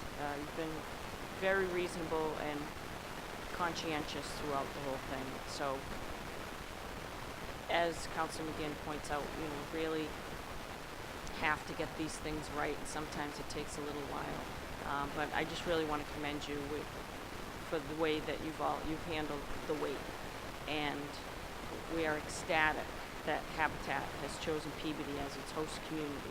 So thank you again, and you've all really been wonderful. So thanks. Councilor Sasslaw. Thank you. I echo the sentiments of Councilor Manning Martin, and I also want to invite everyone to come down. I've shopped at your facility. I think the purpose what you do as far as reusing things and not just throwing it out, and sometimes people want to donate, and as I said, I've been to the building numerous times. It's set up is incredible, the way you put in the items. It's like going to the department store. It's extremely well organized, and I don't need to tell you, but your staff does an incredible job. They're very helpful, and I would just want to encourage you to continue to do what you do, and I also want to encourage the public to go down and see what they do. And if you love to shop, and many people do, you'll be just surprised at the bargains that are available down there, and the quality of the items are also available, and the extensive amount of items are available. Good luck. Councilor Trest. Thank you. Council President, with all the credits going out, but I want to give you credit because I believe you asked to have this brought up and implemented midstream type of thing. And I don't think it would be here in front of us if it wasn't for you for asking for that to be done. So thank you. Thank you very much. But as Councilor Manning said, I think everybody worked on this at one point or another. So, again, very nice. Councilor McGinn. Thank you, Mr. President. Move to close public hearing. All in favor? Any opposed? To vote? Thank you, Mr. President. Move to amend the zoning ordinance of the city of Peabody as advertised and read. So moved. On the motion, roll call vote. Councilors Mitsoulas. Yes. Melville. Yes. McGinn. Yes. Rozignol. Yes. Manning Martin. Yes. Sasla. Yes. Charis. Yes. Gould. Gravel. Yes. Turco. Yes. Motion carries 10 to nothing.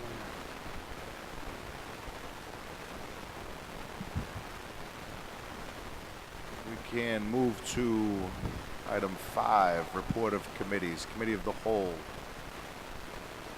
And I will report out. Committee of the Whole.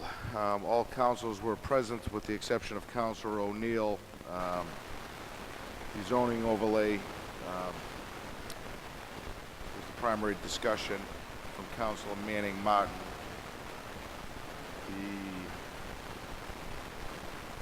The first question she asked was in regards to why the city opted to go with just older structures as far as new structures, and Mr. Bellavance has fully addressed that issue, and Council Manning was satisfied with that.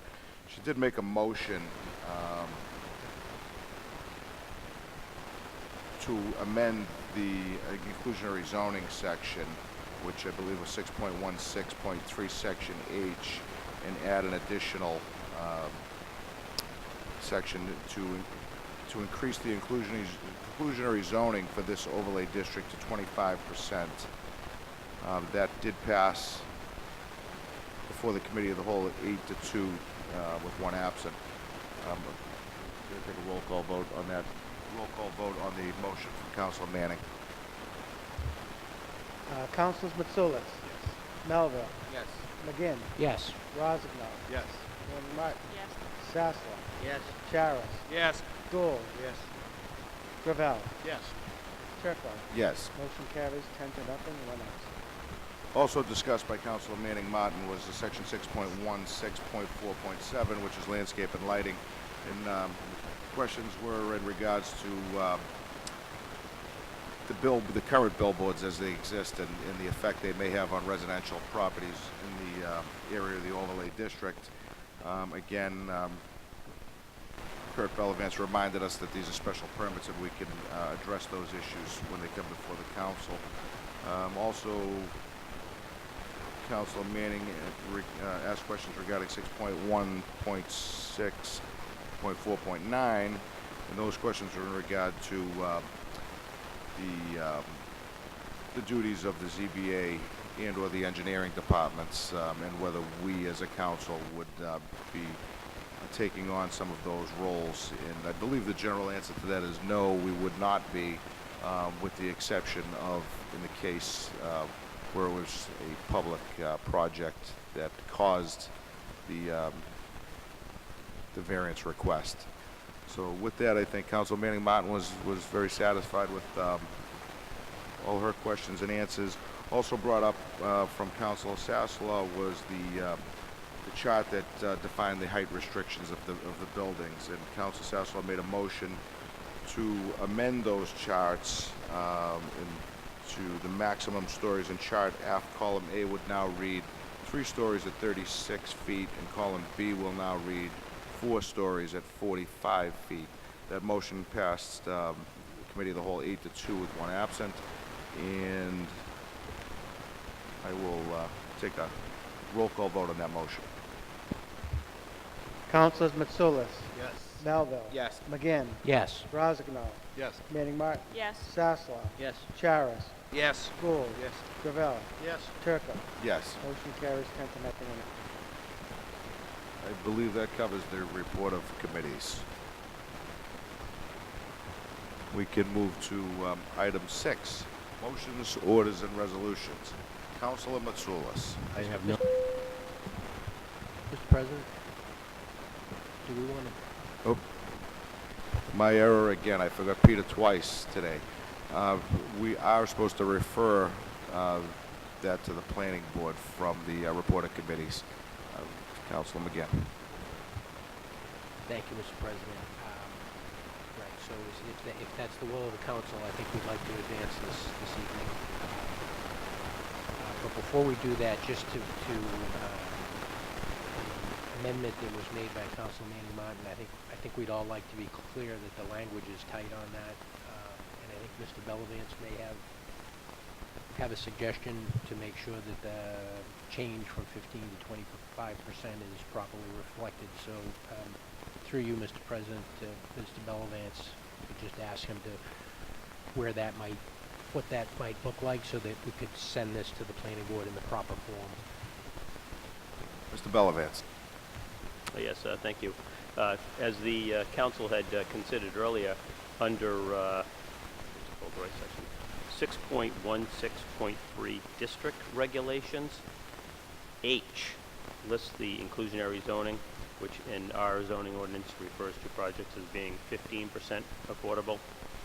So what I would suggest at the end of section H, I would add a sentence that states, as described in section 6.11.3A, which is the reference in inclusionary zoning, projects, I'm trying to read my writing, projects under 6.16 residential overlay district will require an additional 10% of the total number of units to be affordable, for a maximum 25%. Council McGinn. Council Manning Martin. And did you say you wanted to put that under A or H? H. Yes, very good, thank you. Council Gravel. Mr. Belvez, wouldn't it be minimum 25%? You say a maximum 25%, it means that's all it could be? Council McGinn, I believe you probably had the same question. So it looks like another councilor has a question, Mr. President. Council Sasslaw. My only question is the planning board next meeting is, if I'm not mistaken, they meet the first week of April. Is that correct?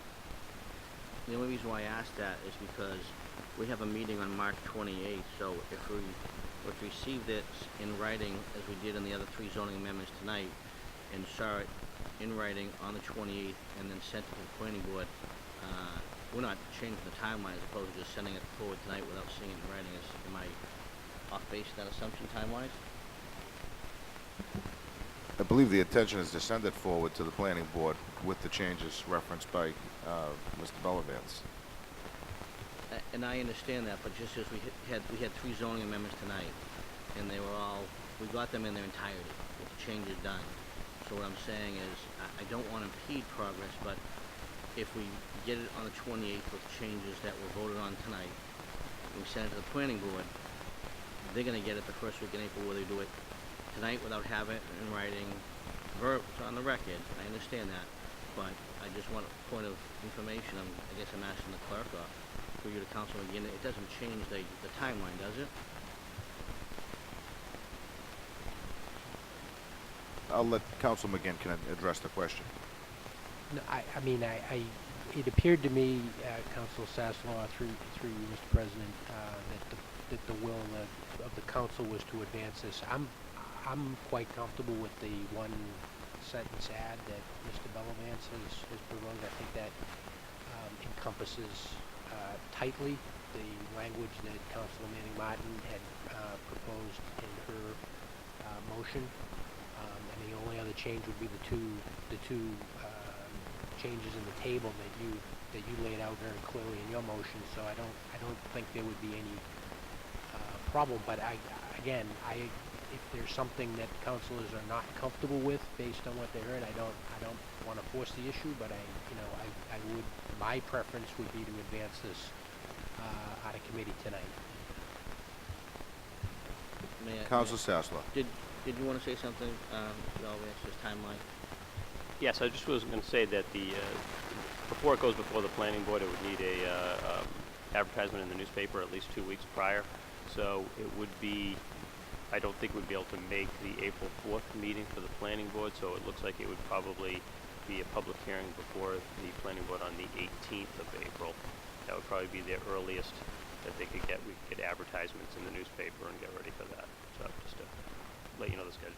And I'm fine. We can move it forward. That gives us time to look at it. God forbid there was an omission and error. That's all I was concerned about. Nothing else but an omission and error. But I'm comfortable moving it forward. Thank you. Councilor Gravel. Yeah, I was just going to say, Joel, that we get another bite at the apple anyway after the planning board. So really, if the language was distorted or in any way not what you thought was right, we can always, on the next round, we take their recommendations. We don't have to take them 100%. Councilor McGinn. Thank you, Mr. President. So the motion is to advance this to the planning board as it was presented to the committee of the whole tonight, with the two adjustments made, one by the motion by Councilor Sasslaw and the second by the motion that was made by Councilor Manning Martin. And with respect to that second one, specifically to incorporate the language that Mr. Bellavance stated earlier with the correction that Councilor Gravel had made with respect to minimum versus maximum. So moved. On the motion, roll call vote. Councilors Mitsoulas. Yes. Melville. Yes. McGinn. Yes. Rozignol. Yes. Manning Martin. Yes. Sasslaw. Yes. Charis. Yes. Gould. Yes. Gravel. Yes. Turco. Yes. Motion carries 10 to nothing, 1 no. And we'll move back to where we were, item 6, motions, orders, and resolutions. Councilor Melville. Thank you very much, Mr. President. Under suspension of the rules, I'd like to receive and forward to the ad hoc committee on aggregate industries, item 8C, Lisa Young, Regional Manager of Land and Environment Aggregate Industries, Northeast Region, annual report. Council, actually, on that motion, could you refer that to the committee of the whole? The committee of the whole. This is in lieu, Councilor O'Neill had reached out to me about getting this report out. It is in his ward, so I just wanted to make sure we did receive that and forward it to the committee of the whole. The request was from Councilor O'Neill if we could do this either one of the meetings in April or the first one in May, if possible. On the motion, all in favor, any opposed to vote in regarding those dates? I don't have the calendar, but I don't think there's too much scheduled for April as far as committee meetings, so I'll work it out with Council Turco. Okay, very good. Under suspension of the rules, I'd also like to receive a late communication from His Honor the Mayor. It's regarding the open meeting law presentation that's going to be presented by the Office of the Attorney General's office here at Wiggins Auditorium. The mayor is inviting members of the public, elected officials, members of boards to attend on Tuesday, April 9th at 4:30 p.m. He's going to provide a light supper and brief presentation honoring all those who serve Peabody's boards and commissions. If you would like to attend, you can reach out to the mayor's office, or if you wanted to sign up specifically for the Attorney General's training, you can go to you can email omlttraining@state.ma.us. I think it's going to be useful, helpful, and I would encourage members of the public to attend, specifically the importance of transparent government and open meeting law. It's often, as I've said before, can be confusing, but I just want to receive that, and I have no other motions tonight. Thank you very much, Mr. President. Councilor McGinn. Thank you, Mr. President. Move to add a handicap parking spot by advertising an amendment and amending section 19-81 of the ordinance of the City of Peabody to add Carlton Street in front of and along the property line of 12 Carlton Street. So moved. On the motion, all in favor, any opposed? It's a vote. Thank you, Mr. President. No further motions. Councilor Rozignol. Thank you, Mr. President. No motions at this time. Councilor Manning Martin. No motions, Mr. President. Councilor Sasslaw. Thank you, Council President. On the suspension of rules, motion to receive item 8B and approve, all papers being in order. All in favor, any opposed, to vote? Motion to receive item 9B and set up a hearing. All in favor, any opposed, it's a vote. Motion to receive item 9C and set up a hearing. All in favor, any opposed, it's a vote. I'd like to make a motion to adopt Department of Public Services, 27 Gooddale Street. Please fill the potholes. On the motion, all in favor, any opposed, it's a vote. Motion, Department of Public Services, that they go out and inspect 55 Gooddale Street. There was a spidering in the road, and there's a sinking in the road, and that's a major road in Ward 5, so I'd like them to go out and look at that before it gets to a situation that is dangerous. So moved. All in favor, any opposed, it's a vote. Motion, Department of Public Services at 87 Gooddale Street. They remove the demolished curb and replace with the new one when they are doing them in the year. All in favor, any opposed, it's a vote. Motion, Department of Public Services, that at 47 and 49 Downing Road, they remove the demolished berm and erect a new one when they'll be, next time they schedule them. So moved. All in favor, any opposed, it's a vote. No further motions, thank you. Councilor Charest. Thank you. I'd like to make a motion to accept item 8A on the suspension of the rules. All in favor, any opposed, it's a vote. I'd like to make a motion on the suspension of the rules to accept 8D and set up a special permit application. All in favor, any opposed, it's a vote. I moved for 8E to set up a special permit application. All in favor, any opposed, it's a vote. Also like this to make sure the utility company, if I reached out to Bob with the DPS, to let the utility companies that's doing the work on Lowell Street to understand that any sidewalks that are torn up and open up, if they are cement, they are to go back as cement and not as tar.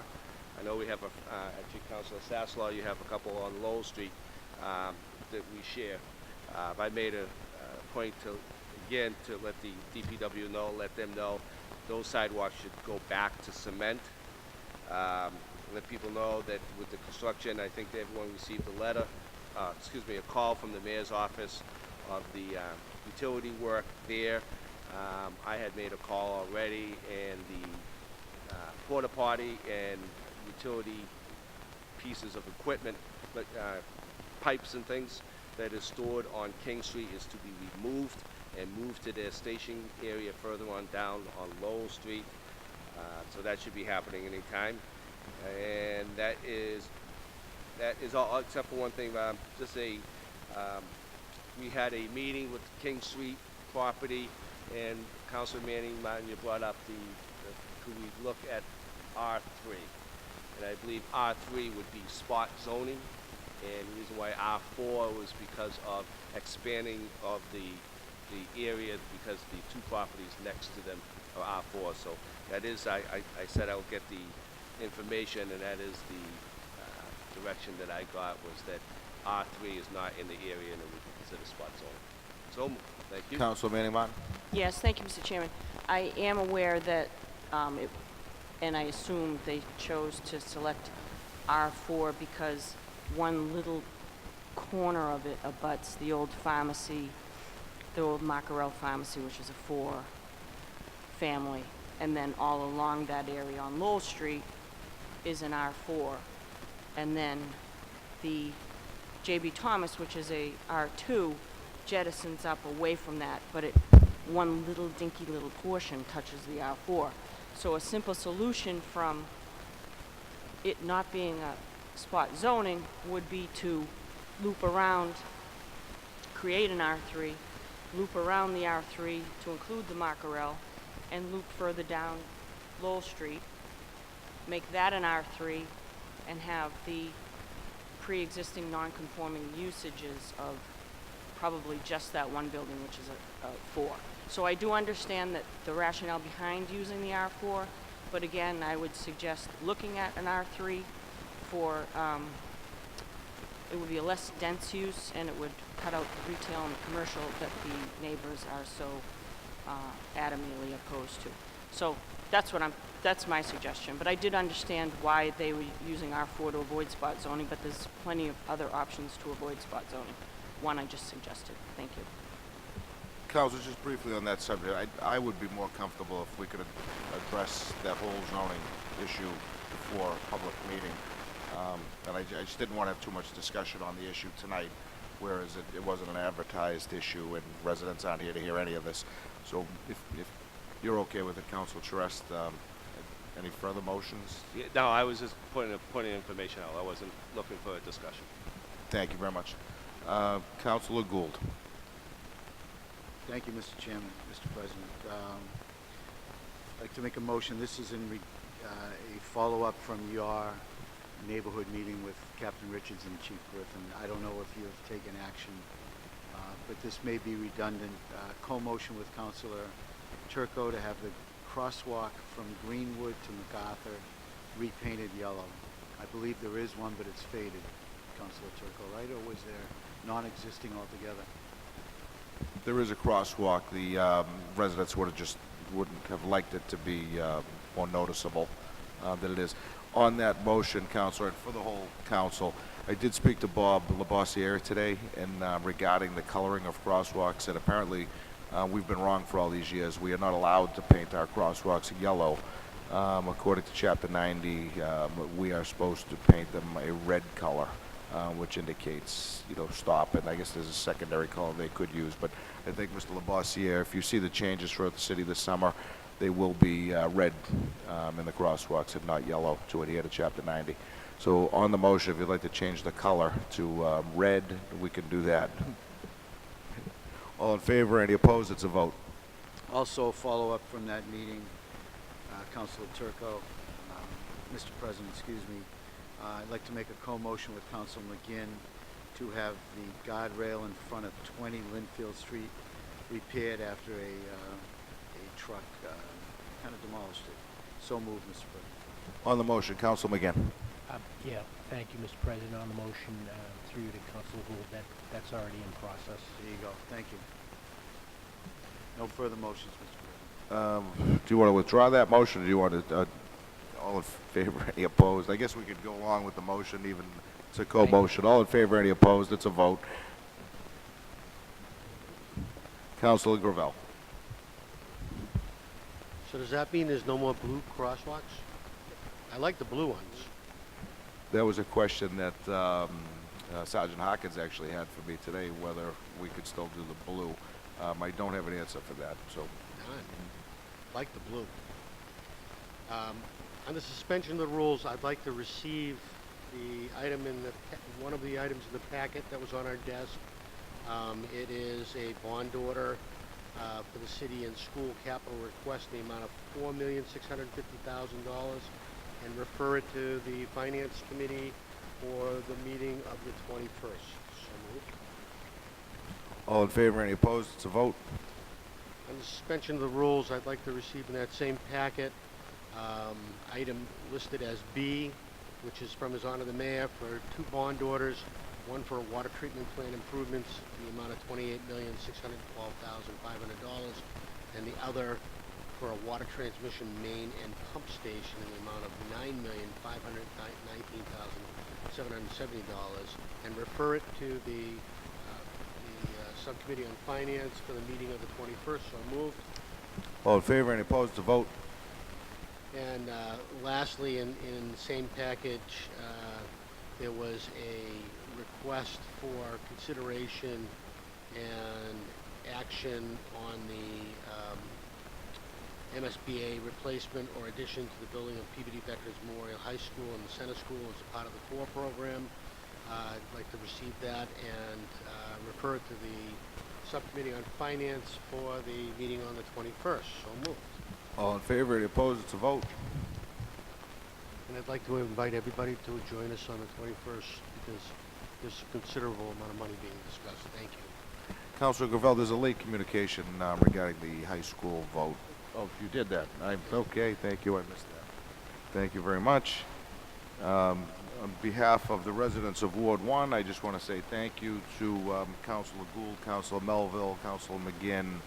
Who else was there? I think that was, oh, and Representative Walsh for attending the neighborhood meeting regarding traffic, and also, as Councilor Gould mentioned, other than the two sidewalks, some other discussions, and this is for the benefit of all councilors, were what they call fog lines, which are basically a thicker white line that defines where the travel lane is between the right side of the road and the center line of the road. And through discussion with Mr. Labossiere, he's ahead of the curve on this. He has already indicated that on several major arteries throughout Peabody, i.e. Lowell, Linfield, Lynn Street, he will be painting fog lines to define those lanes, and I think it would be very helpful for pedestrians and vehicles to have a single lane definition at some of those roads that we need. So I'm happy with that. Also at that meeting was brought up that the traffic study, the last traffic study done for the Linfield Street area was in 1969.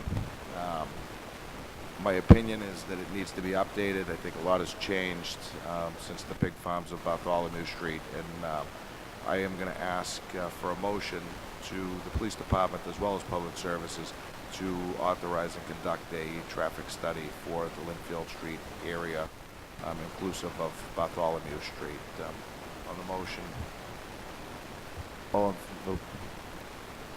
Council McGinn, all in favor, any opposed, it's a vote. I believe that was the last part of my, I think that's it. Can I get a motion to adjourn? Mr. President, Oh, my apologies. 8F needs move to receive be, item 8F, so moved. and 9A, Council McGinn. Move to approve the entertainment license renewal for Wardhurst 31 Linfield Street, subject to all papers being in order, so moved. All in favor, any opposed, it's a vote. Move to adjourn. Meeting adjourned.